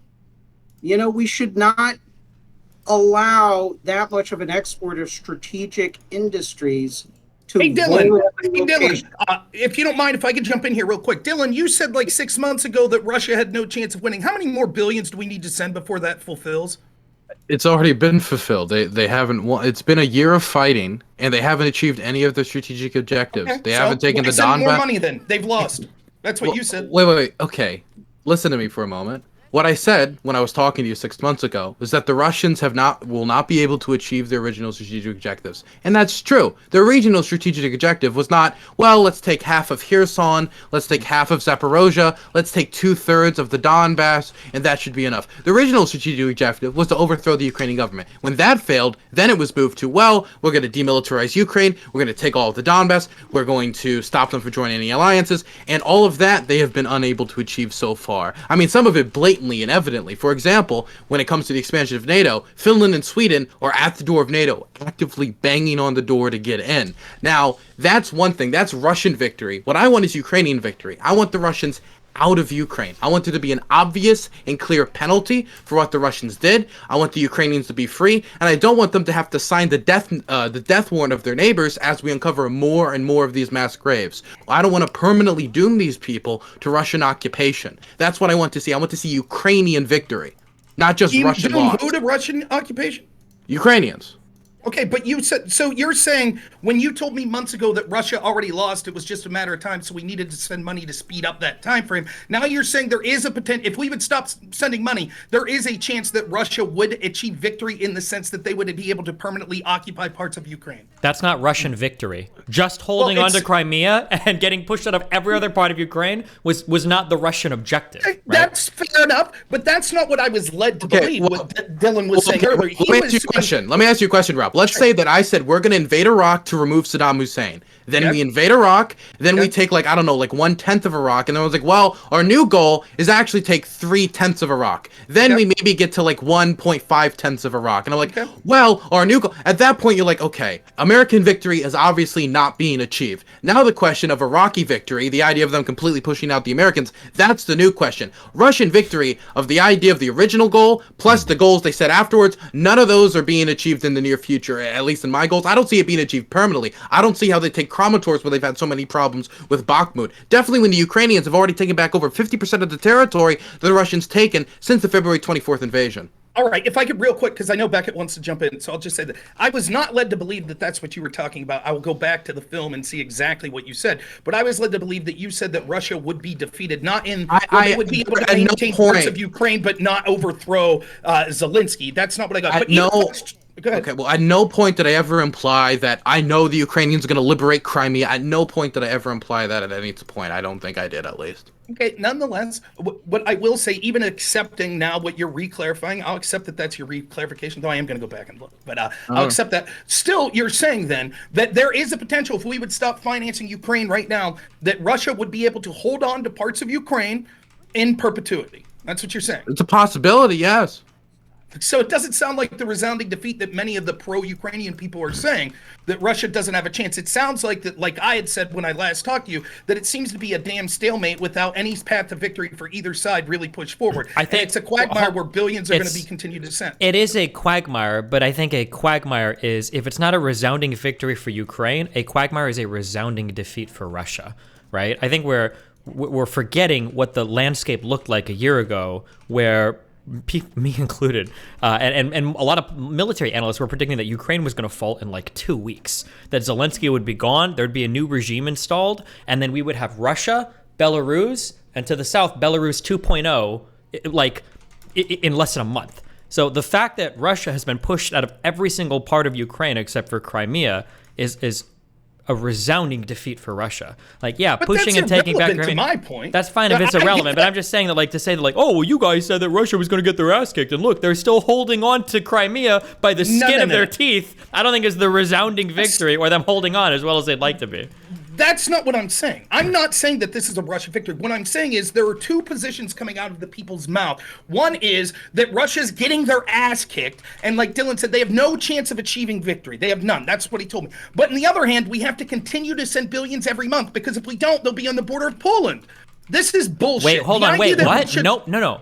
Who are you debating? No one is saying they're going to be on the border pulling out. Russia's military is a paper tiger, right? That's been established. Like, that's over. But the idea right now, by sending money to Ukraine, is to accelerate to the end of the war. Like, no matter what happens at this point, like, yeah. Everyone who supports this on the panel admits there's no chance that Russia's going to come fuck with the United States or other European country. No chance. They're a paper tiger. They don't have a chance of that. We're admitting that. They might invade Moldova. I think Moldova is like the clear other option they would go after, since it's not in NATO and it's not in the EU, and they already got Russian troops in Moldova anyway. And there's actually news from Moldova that they might be trying to orchestrate coups and format stuff there. But besides Moldova, it'd be very difficult for them to try anything anywhere else. Yeah, I don't think there's going to be any formal invasion of Poland or anything. I would love for Biden to admit that. I would love for Biden to come out and say there's no chance Russia could do anything. They're a paper tiger. This is literally just Russia is never going to invade any NATO country ever. That's not what we're being implied through our government and through the NATO countries that are saying we have to fight them over there so we don't fight them over here. You No, do, but wait. Russia's goal is to shrink NATO and abolish NATO. And also, Rob, let me ask you a question: if you got the opportunity to abolish NATO, would you abolish NATO? Yes. So okay. So there are also Americans who are trying to see America leave NATO and make it easier for Russia to invade countries in Europe in the future, like Estonia, Latvia, Lithuania. Your exact words were Russia could be expanding and invaded Ukraine because of globalism and NATO expansion. That's what you said in your opening statement, and then you reiterated in this that in this section you also talked about acceptance into the EU and NATO. So your globalism helped cause this war. Great job. When Rob is what done, you just said is completely incomprehensible. I have no clue what you just tried to get across to me. let's pause it there real quick. Nevin is a Xer, so he's a little bit more polite than us younger Zoomer millennials who just yell at each other and shit. So I want to let him in real quick. So Mr. Nevin, go ahead. Yeah, no, I mean, Russia, and this was put on steroids under Gorbachev's reign when you look at declassified Soviet documents that were leaked out by Vladimir Bukovsky and Pavel Stroilov, for example. And it shows that in one particular document, I quote, Gorbachev was saying that he wanted to basically evict the Americans from Europe and hug Europe to death. And that project has continued under Putin. So one of the few areas that Russia is semi-effective is through propaganda, political warfare, and disinformation. And that's something that has carried over under Yeltsin and Putin. You have various FSB and SVR defectors, some of whom have written books. I've had whole segments with geopolitical experts on this on my show, some of who I disagree on a bunch of other issues. Sergei Tretyakov, Colonel Stanislav Lunev, Konstantin Przebrzydzinski, and Victor and Marina Kalashnikov, and others. And, the evidence piles up. They do have designs on Europe. Are they going to invade tomorrow? No, although Putin has made threatening remarks to former Ukrainian President Poroshenko saying, well, I could march in to be in Romania or Tallinn in Estonia. I might be misquoting some of the cities, in 48 hours. And maybe he can, maybe he can't. But that's not something that I would just slough under the carpet.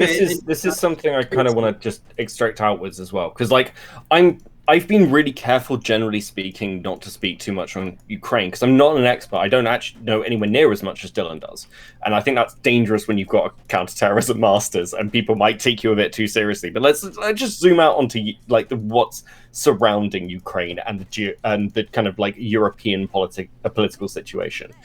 Many of the border states that used to be Russian controlled still run militias. I've got friends in them, and when Ukraine was invaded, people who'd been in militias since they were 13 were all called up for exercises. This heightens tensions, and that again leads to kind of this disunity, because you've got some states in kind of like Europe with France, Germany that are kind of progressed in the way away from gun ownership or away from militias. And then you've got the states who are like, well, Russia could come back tomorrow. From the responsibility side, which is really, I think, what we're trying to talk about, of course we have a responsibility to this, because this idea of, well, why are Americans helping? Well, do you want to destabilize Europe? How does that help America? If it costs billions of dollars to create that sort of security with one of your largest trading partners, you'd be insane not to do it. It's not again, if you want to talk about this idea of American exceptionalism, why shouldn't you? If you believe that your way of life, that the American ideal is something that you should fight for and protect, then you shouldn't just be fighting for and protecting it in your home borders. You should be fighting and protecting for those ideas of democracy, sovereignty, because again, you're on the nationalist side arguing should we be helping a nation established its national role and rights and self-dependence. But at the same time, we've had this conversation with multiple places, and whenever we say, nah, maybe it's not our problem, it weakens the West. It makes us look weak, and we end up buying into the kind of Russian propaganda that they've spewed out for the last sort of decade and a half, that their military was this great, all-powerful, incredibly advanced, ready to take on the West. And it wasn't. It wasn't even ready to take on Ukraine, you know, and it's kind of funny to see history repeat itself, because this is exactly what happened with Russia before the fall of the Tsar, when they went to war with Japan. Easy victory, guys. We'll go to war with Japan, everyone hold a parade, and by the end of it, they'd lost to a tiny fucking nation barely anyone in Russia had even heard of. You know, like, this idea that we shouldn't be supporting Ukraine, I don't understand why you'd want a more powerful Russia. Am I fucking missing something here? It just seems crazy to hear, like, nationalists talk about it this way. I don't understand it. Dylan wanted to talk, but I'll happily respond. But Dylan, I don't.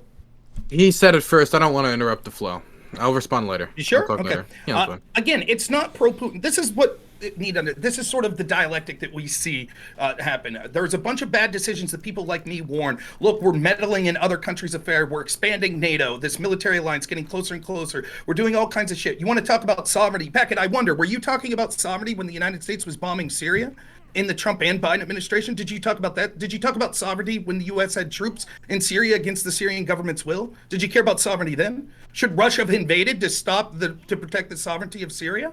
Well, I mean, we can go, if you want to go into the academic area of sovereignty theory and the right to intervene in civil wars, we can do that if you want to, because there's a body of fucking work that argues that, yes, there are legitimate reasons to intervene in sovereignty, because the sovereignty of a civil war, when you've got, like, competing forces that are prepared to go to war, that you're not instigating, importantly, from kind of the more liberal side of sovereignty theory, yes, you intervene. And at the same time, it's not a simple case with something like Syria, because it wasn't just the West intervening, was it? It was also Russia intervening. So, and you know what, you can say that we could have hands off, that proxy wars are bad for business or damage democracy or the development of states. I might even fucking agree with you.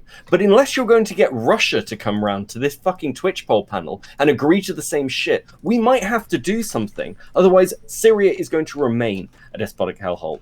We're going to end up like in those situations where our people who really do disagree with our way of life are going to be able to spread that influence further and further and normalize it. And again, I think there's a moral question there. Also, wait, what are these U.S. attacks on Syria?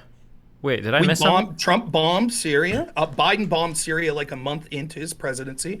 The reason Biden bombed Syria was he claimed that at the same time he was involved in the Iran deal. If my friend Progressive Brad's listening, I did say Iran.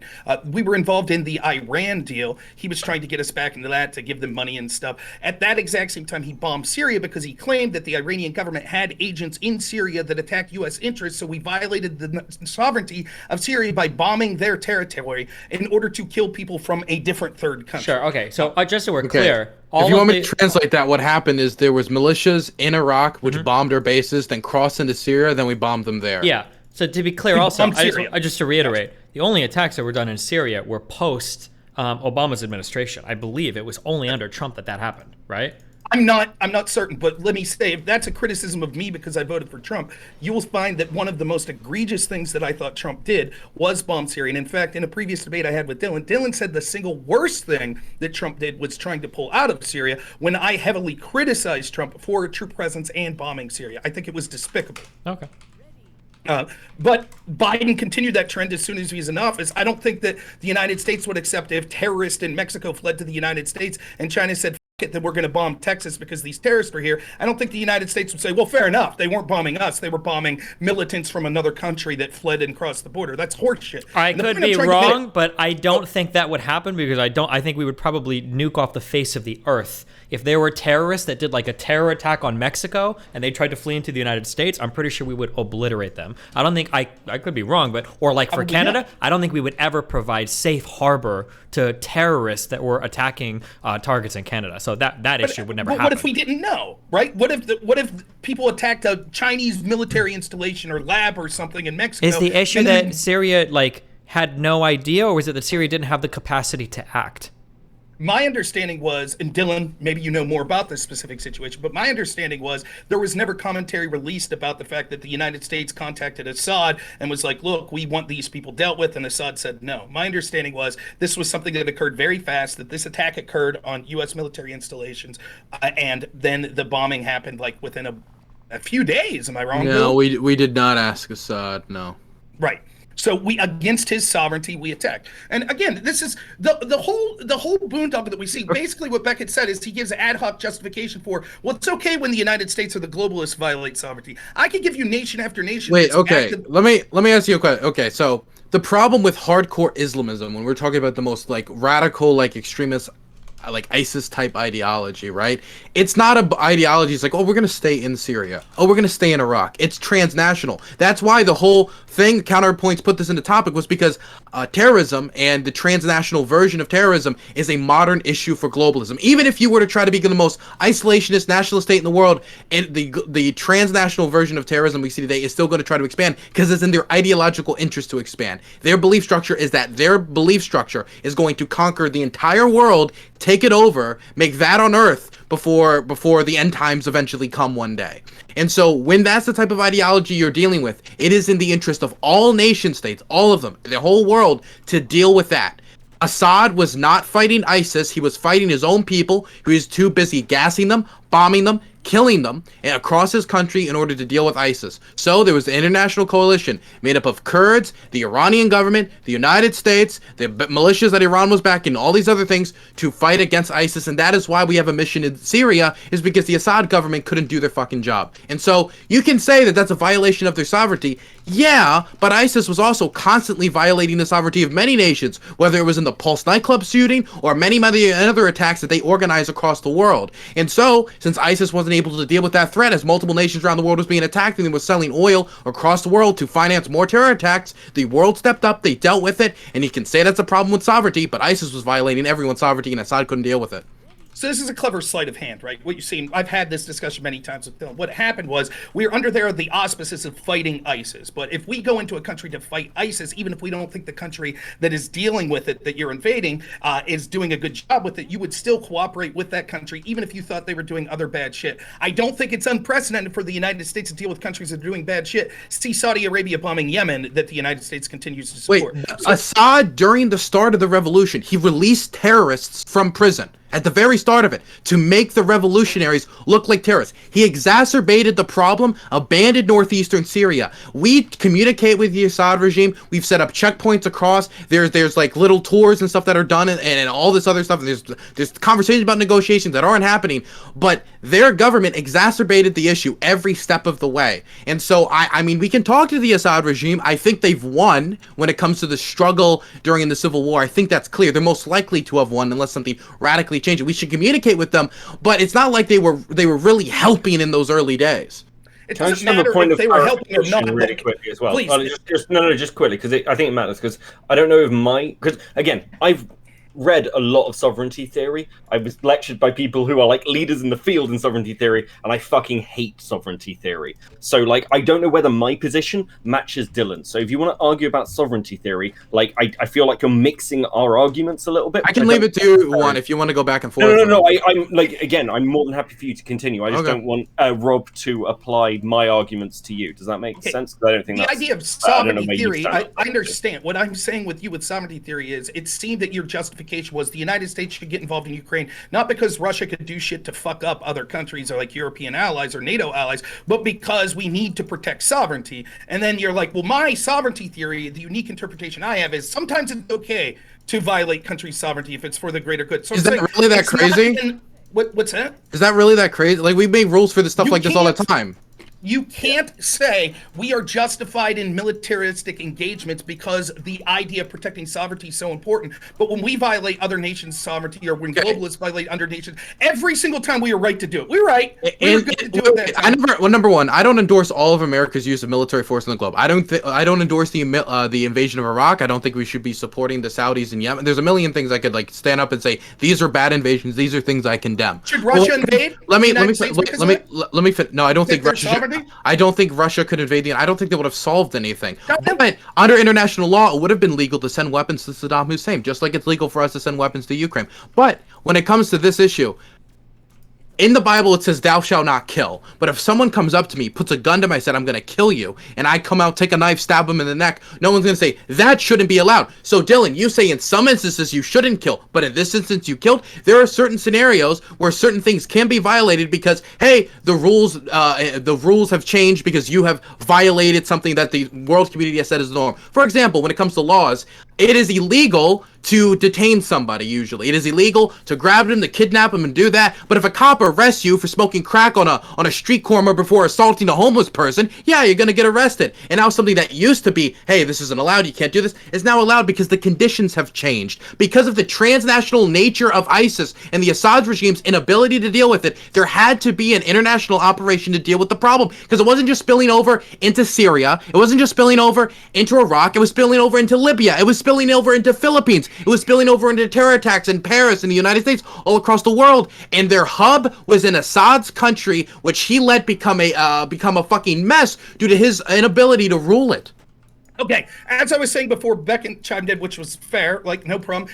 But to keep my train of thought here, I've had this discussion with Dylan before, and you notice this clever sleight of hand that he shows here. So he's like, we had to be there to fight ISIS. It was pretty good, Dylan. We had to be there to fight ISIS. That's why we're there. What he ignores is when pushed on this, he'll admit that we were also pressuring and doing things against Assad.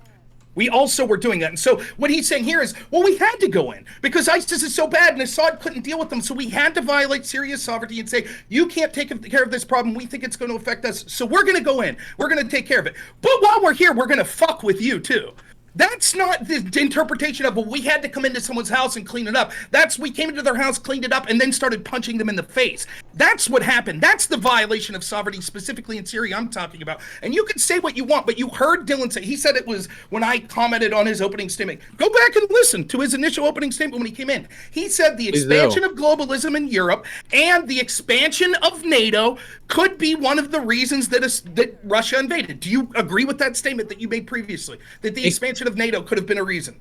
Absolutely, it could be a reason. It's a shit reason to invade a country, but it could be. Just like, for example, gay people getting the right to marry could be a reason why gay hate crimes spike. That doesn't mean there's a good reason gay hate crimes are spiking. I believe the European project is moral. I believe the European project is right. And if European states want to democratically join a project for international trade, democracy promotion, and encouraging peace, because the European Union has been one of the best peacemakers in Europe ever, then I think that's perfectly fine. And the majority, and by the way, I do want to go back, pivoting away from Syria because we've kind of gotten off topic, back to a comment you said earlier about the NGOs starting the coup in Ukraine, starting the. I didn't say that. What did you say? What was your statement? I said the NGOs could have been involved in the way, even if it wasn't a color revolution. There clearly was NGOs financed by the United States that were involved in trying to encourage an outcome that was more friendly to the United States and harmful to Russia. Okay, that's true. You can't deny that. So the problem with the Euromaidan, and I don't like what this framing around the 2014 is.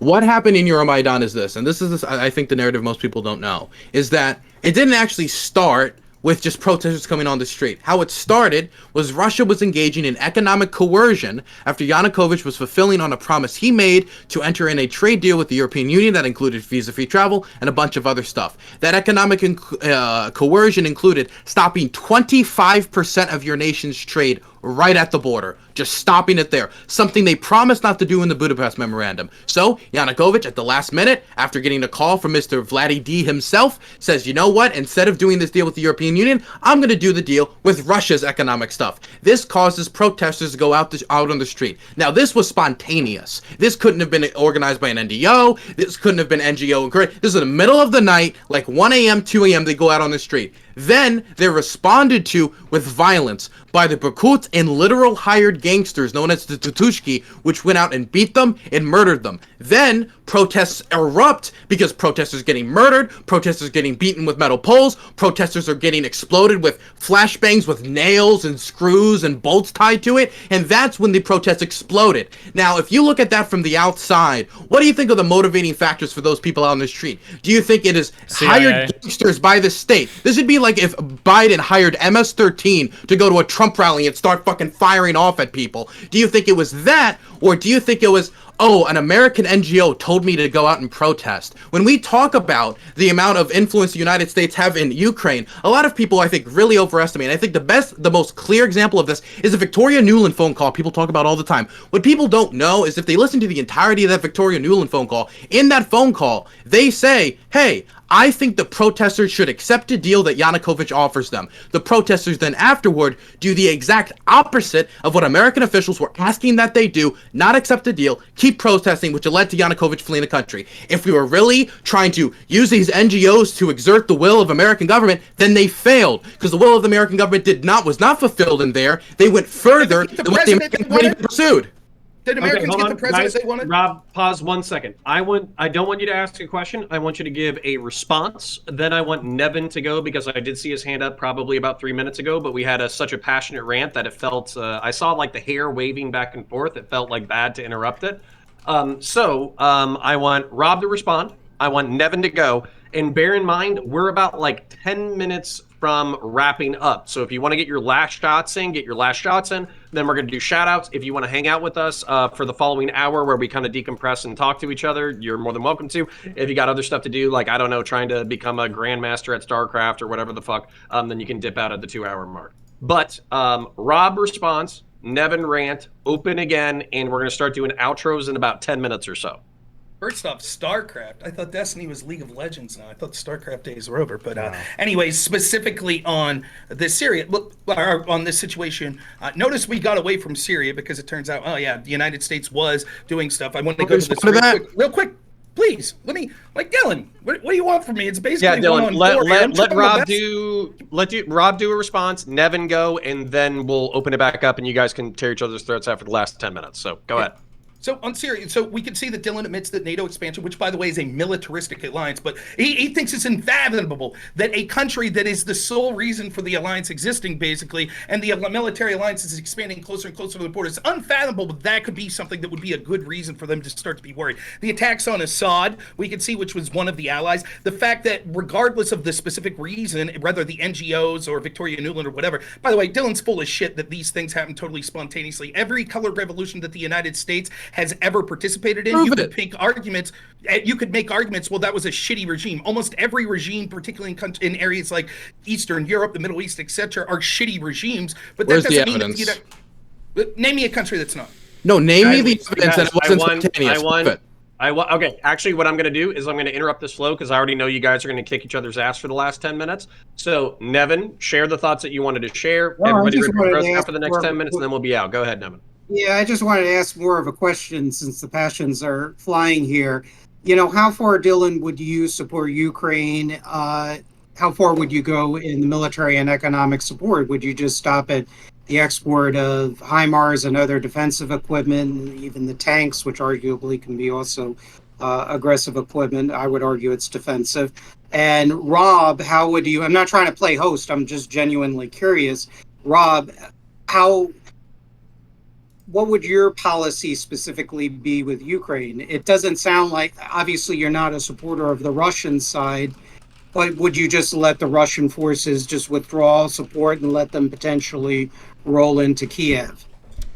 I mean, Dylan, you want to go first? Sure. I mean, I'm supportive of the HIMARS. I think the HIMARS have been particularly destructive to Russian logistics. From my conversations with the Ukrainian soldiers when I was over there, they praised that a lot. They seem to be very much like the HIMARS. I would, from what I was told, some of them actually like to take like selfies with it, almost like it's a celebrity because it's been so effective. But I mean, I'm very supportive. I think we need to up ammunition production in countries like South Korea and Japan and the United States, because artillery shells is going to be something Ukraine's going to need if it's going to conduct the spring offensive everybody wants them to. I do think we need to supply them the armor, and I'll even go to the point where I think that we should be training Ukrainian soldiers in F-16s in secret, planning for the long haul for eventually when Ukraine gets integrated into European security structures.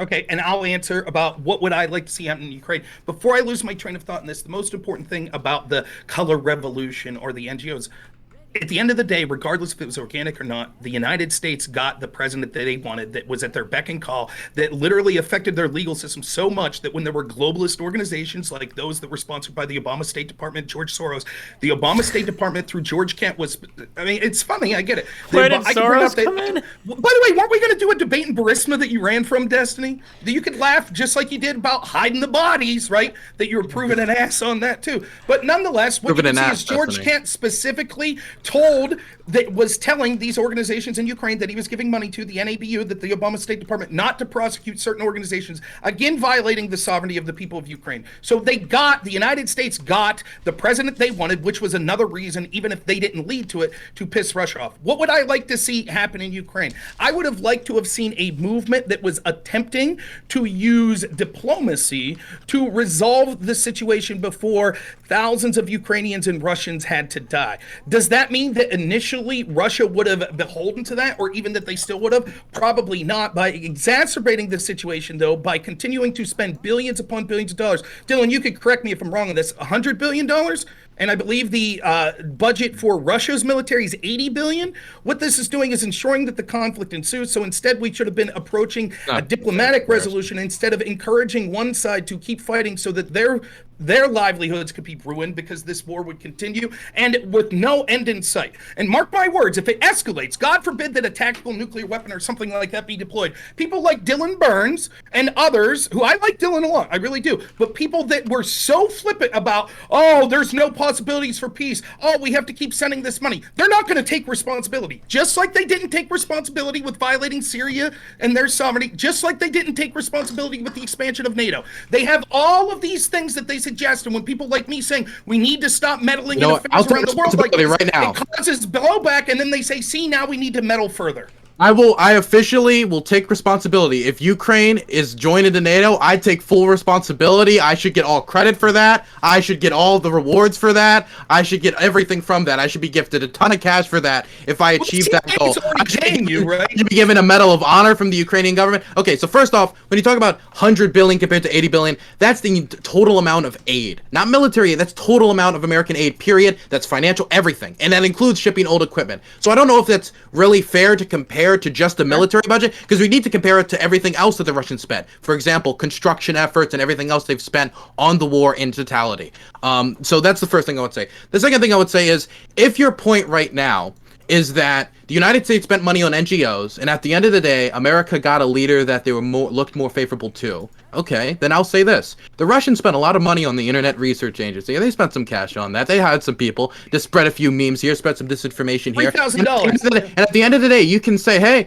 that I don't know how much of an impact they had, but at the end of the day, they got the guy they wanted. They got Donald Trump. Now, me and you, if we're being honest, we will say, at the end of the day, that probably had a very small impact. We don't know exactly how the impact was, but they did get who they wanted. I view it very similarly to what happened with the NGOs, actually to a lesser extent, because we don't see the United States spreading misinformation in Ukraine in order to benefit their candidates. It's them promoting NGOs that are dealing with issues like corruption or democracy promotion, which is a huge issue in Ukraine. And when we talk about all these prosecutors that got fired, like Viktor Shokin was a corrupt piece of shit bastard who didn't deserve his job. The European Union said so. Most Ukrainian civil activists said so. The World Trade Organization said so. The United States said so. This was a bipartisan issue between Republican and Democrats. Hell, if Donald Trump was president at the time, he would have said so. And you want to know what? It was a really Trumpian move what Biden did, going over there saying, hey, buddy, if you don't do this, I'm going to actually hold all this aid back, and if you don't get rid of this guy who isn't prosecuting all these corrupt bastards, I thought you would praise a guy over something like that. But since it wasn't Donald Trump and he had a blue hat on his head instead of a red hat, you're not praising him.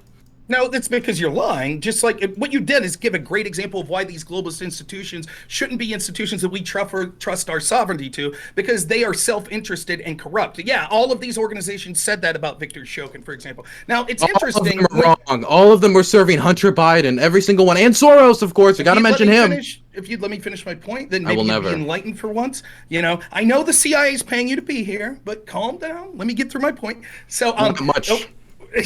not enough. Wait, I want to hear this. Are you really going to Probably defend still- Shokin? Yeah, what's the defense for Shokin? Yeah, I'll defend Shogun. By the way, Destiny, you said you would debate me on this. I'd be happy to do Yeah, I a just full haven't debate gone on it. around to it, but I'm curious what the defense of Shogun was. Let's defend Shokin. So one of the arguments about Victor Shokin was the fact that he was not prosecuting Burisma, correct? No. Zolchevsky that- No, actually, not only was it not about Burisma, I don't think Burisma by name was ever even mentioned. This is a minor company in Ukraine insofar as all of the corruption that existed there. The problem with Shokin was that there was so much corruption around the energy industry in Ukraine, and he wasn't moving on any of it.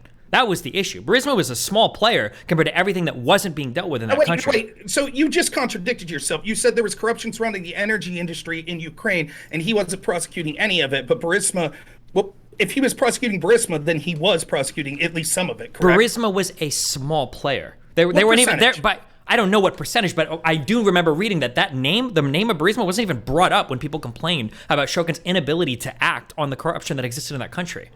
So let's go through the list, right? So then Shokin, what we were told repeatedly, the reason it was okay, I want to go real quick to something real quick.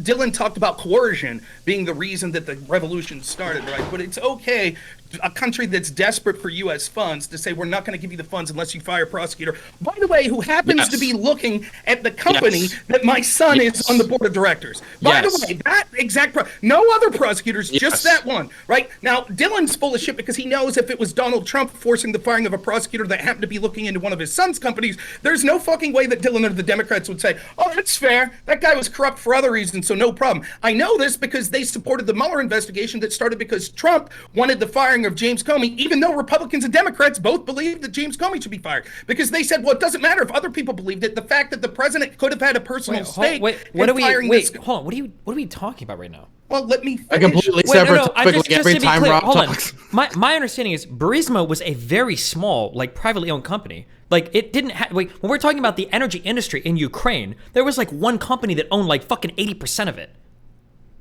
So? That's what the issue had to deal with, was the competitive environment or the lack of competitive environment. But hold on, the issue was with that company. Burisma was like a small, no-name, privately owned company that nobody gave a fuck about. Naftogaz controlled like 2/3 of the fucking, or more of the natural gas in Ukraine. That's what a lot of the issue was surrounding. The idea that Burisma was like the center point.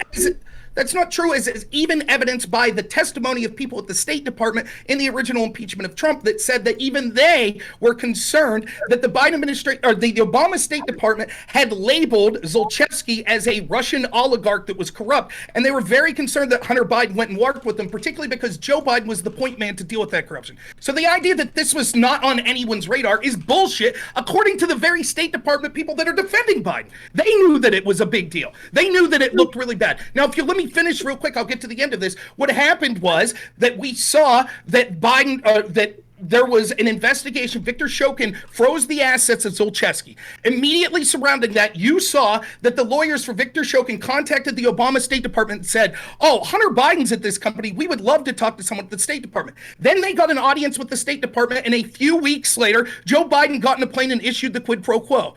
The end of the story is, if it's really true that it was just about ending corruption, well, guess once Shokin was fired, guess where all those investigations went? To the National Anti-Corruption Bureau of Ukraine, the what ABU. was the motivation for firing? Let me finish real quick. That was everything you're saying is wrong. Administration was financing. There was the pressure. I'm pretty sure that finally Shokin was fired was the IMF saying they were going to cut off money to Ukraine if they didn't deal with the corruption of the country. Biden just did. I don't even think Biden had the power to withhold that aid. I don't think Biden was. That's not what he testified to. Or what he said. Biden testified that he was the I didn't mean testified, wrong word. He publicly said at the Council on Foreign Relations, he said, I went there and I said, you're not going to get this $1 billion unless you fire him. And they said, you can't do that. And you're not the president. And I said, call him. And wouldn't you know, son of a bitch, before I left, they fired him. Is it just purely coincidental that they fired him? You're taking the, do you also believe Biden when he said he had like 170 IQ and he was like a fucking Harvard grad when he was shouting at that one person in front of, do we believe I'm sure he's going to puff his chest up to try to make it sound as good as possible, but I'm pretty sure it was the IMF threatening to withhold funds that finally got Shokin fired. But like, here's something I'm pretty sure of. If Biden hadn't intervened whatsoever, Shokin still would have been out. Like, the guy was taking bribes from tons of people. There was a lot of corruption in Ukraine that wasn't being looked into. Like, that's not what he's testified to under oath. He testified under oath that Poroshenko specifically told him that he was being removed because Joe Biden wanted him removed and they needed that $1 billion in Hold on, aid. who testified under oath when? That he was removed solely because of Biden? Who said that? Shokin said that that's what Poroshenko said. There's also phone calls that Wait, show... under oath where? In an American court? Or what are we talking about right now? I'm sorry. When you I say... believe it was a Ukrainian deposition. And Okay. So, anyways, to finish my point... Let's let you guys wrap this quick, up, Connor. and then we're going to do outros. So wrap it up, please. I'll as brief as I can, which is not very brief. But it went to the NABU that was created by Obama. So if it's true that, okay, well, these dudes were corrupt, that Shokin was corrupt, they weren't prosecuting, why is it that the NABU almost instantaneously dropped the investigation into Burisma and Zlochevsky? Someone who the Obama State Department people said was a Russian oligarch who was corrupt in the energy industry. Wait, but the whole point was that they weren't investigating Burisma, though. That was part of the problem. They froze their assets. Now you've changed your stance. You said that wasn't the point. It had nothing to do about not investigating Burisma. They literally froze their assets, and then immediately the people from Zlochevsky were at the Obama State Department, which immediately led to Biden going and saying, we want this guy fired. You don't think freezing the assets of the owner of Burisma, the corrupt Russian oligarch, you don't think that that's no evidence that an investigation... Okay, hold on. You just say like 50 things that are all not true. I'm just curious. If you can give one source, if there's a chat room here in the Discord, if you can throw one thing where anybody that is anything like important said that the reason why we fired this guy was because of Biden, or the reason why we fired this guy was because Burisma was threatened, I would love to see that. I've never seen anything like that substantiated in my entire life.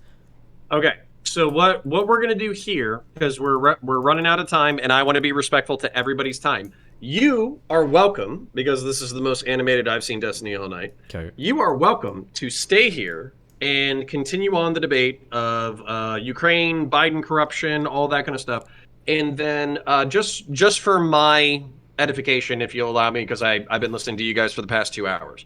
What I was hoping for this conversation, which has nothing to do with y'all, you're a panelist, you came here, you gave me content, thank you for your service. 07's in chat to the fucking everybody who's here. What does 07 mean? Could someone salute? It's like the this? 0 is somebody's head, and then the 7 is a salute. So Sounds like white there you supremacy to me. But. True, except for the Roman one would be like an I, so it would just be like, one arm going out. I won't do that for Twitch purposes.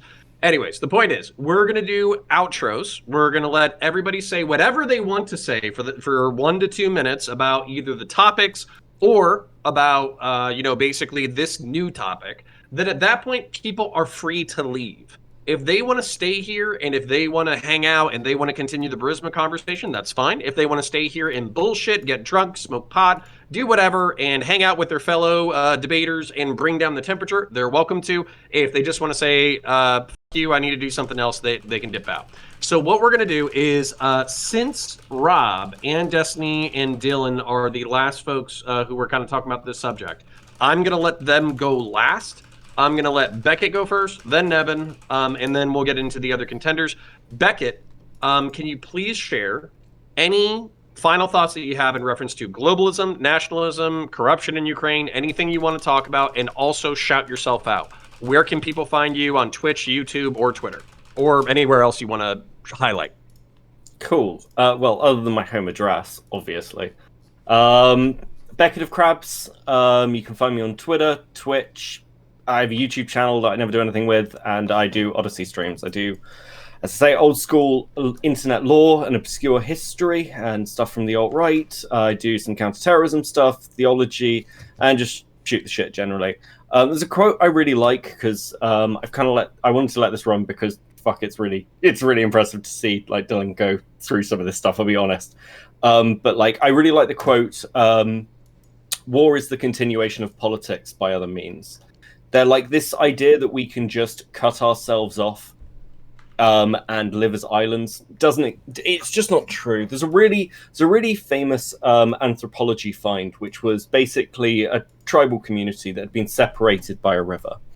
And in the section that had been separated off, they found that the people who were separated off from the mainland not only hadn't progressed in their tool uses, had regressed to be not able to understand how to use the tools of their ancestors. We're not just tribal, we are a highly, highly social species.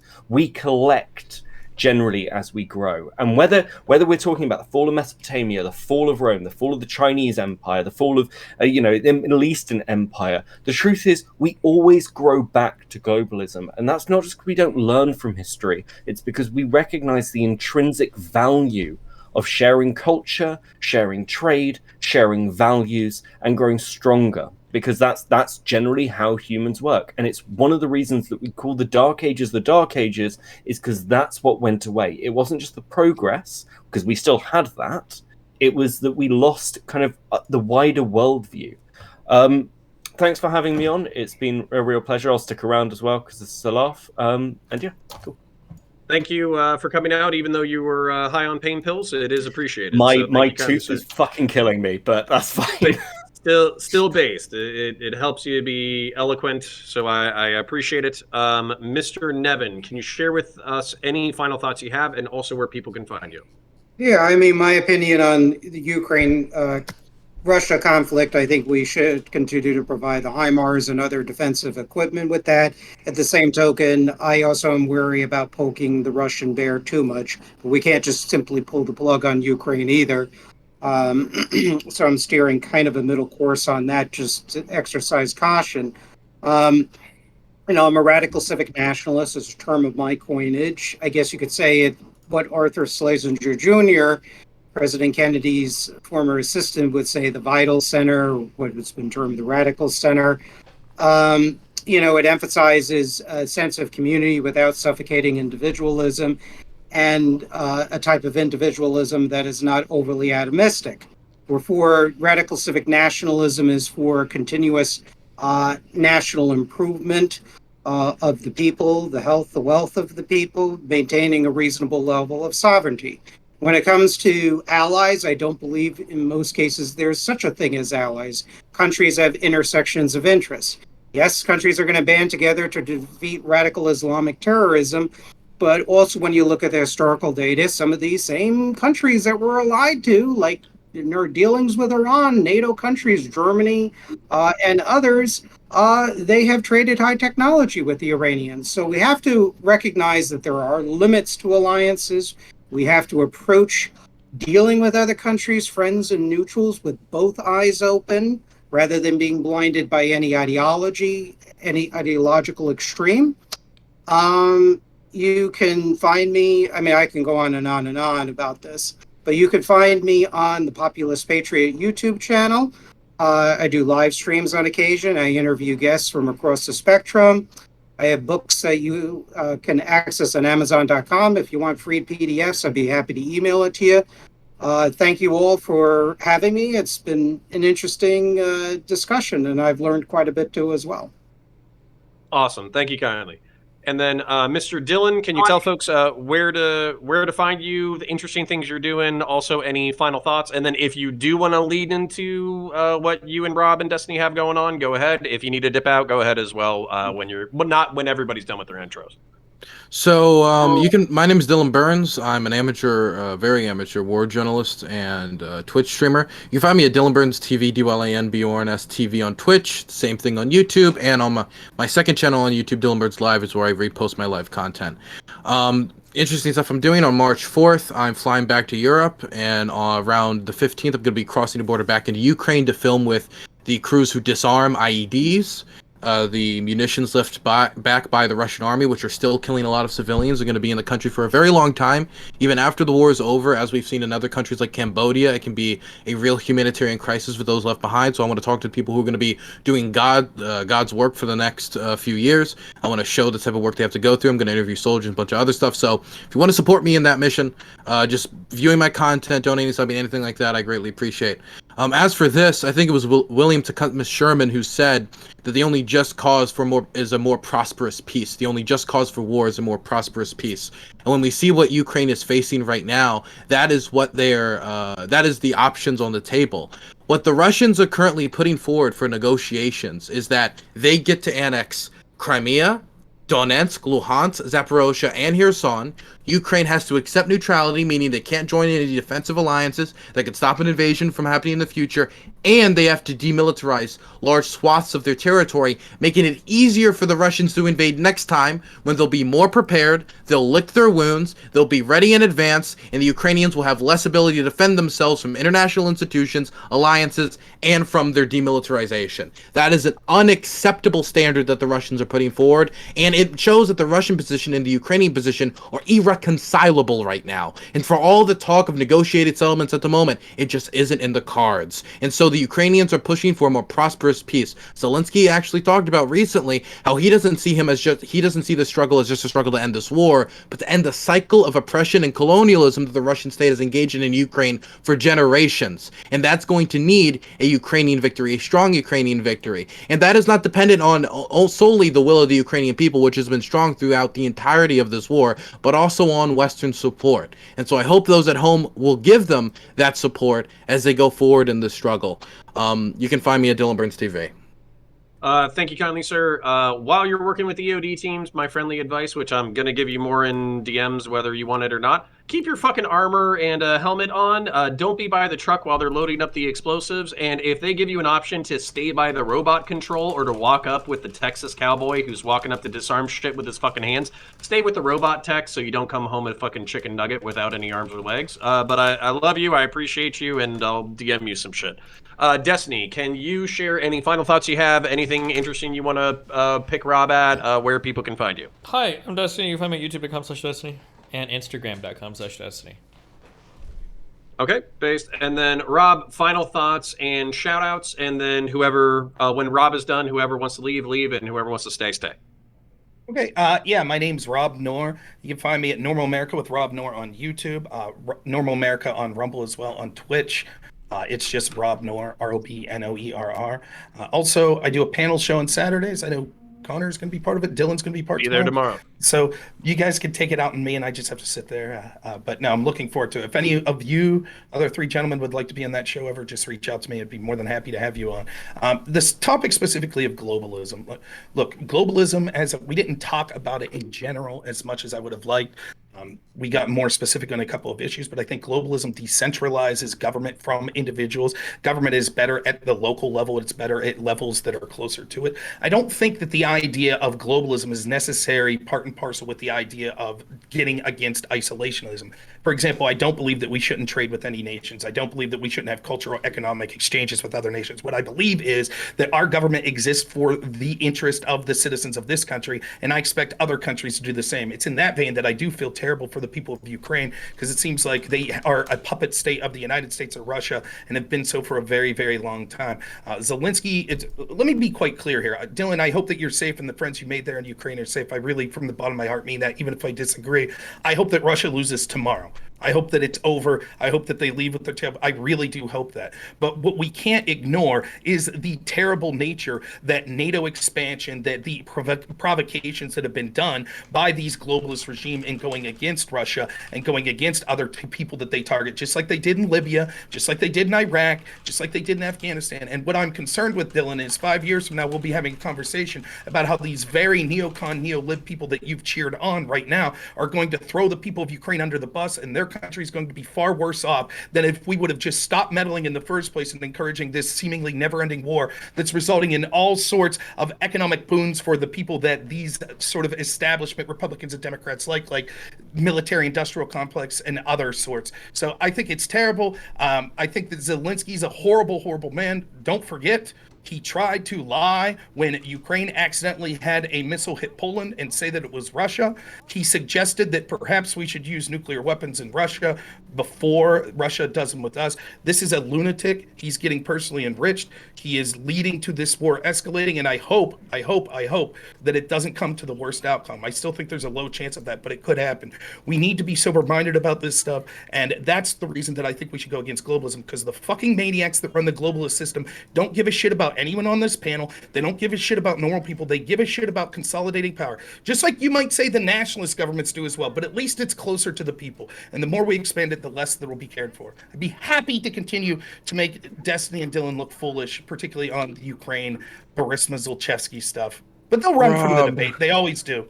Is that right, Destiny? You said you'd do it last time, and you ran. I'll stay here and talk about it if you want. Rob, do you speak Ukrainian?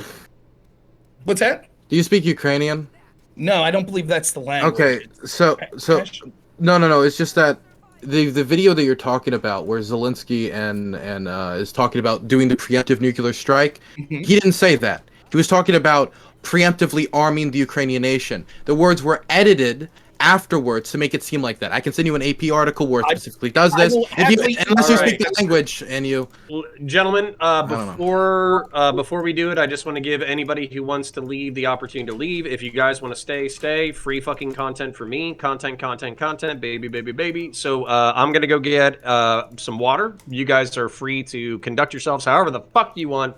You were always allowed to say retarded. You were always allowed to say bitch. You were always allowed to say bastard and cunt and all that kind of stuff. That never happened on this stream. I appreciate your guys' professionalism. Okay, but what about the real slurs? Can we get racial in here, or what? Are you just gonna be a pussy? See, actually, yeah, that's here's what the I thing. thought. There it is. Yeah. Listen. That's what I thought. You know, the globalists win again. I want to say the N-word with an A, not with an ER, but I haven't followed through on my Patreon promise yet, which is basically like we'll set up like a $50 tier where basically we'll just direct all of it to disadvantaged communities in order for people to earn their slur pass. So maybe once we set up the Patreon for slur passes, then we'll start getting into the N-word and the K slur and all that kind of stuff. Say that for the Prime Kai panels, okay? It's for a good cause, right? I'm just saying that's the way, like it would. Anyways, that's fine. But wait, here, just real quick to tie this YouTube video up for August. So earlier in this conversation, I didn't actually know this existed. Earlier in the conversation, you and Rob had posed to me the question: if there was actually an investigation, would you be okay with that? And I said, well, even if there was, you guys would probably reject the findings anyways. That just happened right here. I just want that to be demonstrated. You actually don't care about the results of any investigation. We just saw that. But go ahead. But you lie probably more than anybody I've ever spoken to before. That's why for you, I have to get. What's the lie? Go ahead, give me one. Okay, I have to defend Rob's honor here, okay? He doesn't lie. He believes what he says. Literally, the entire section that we just did earlier on Brexit was hilarious. You didn't even know that the country had Brexited yet, but you were out here like pounding your chest about how like confident you were about everything related to Brexit. It's insane. Like, Jesus. Listen. I'll say this. I was out of my depth in the Brexit shit. Okay.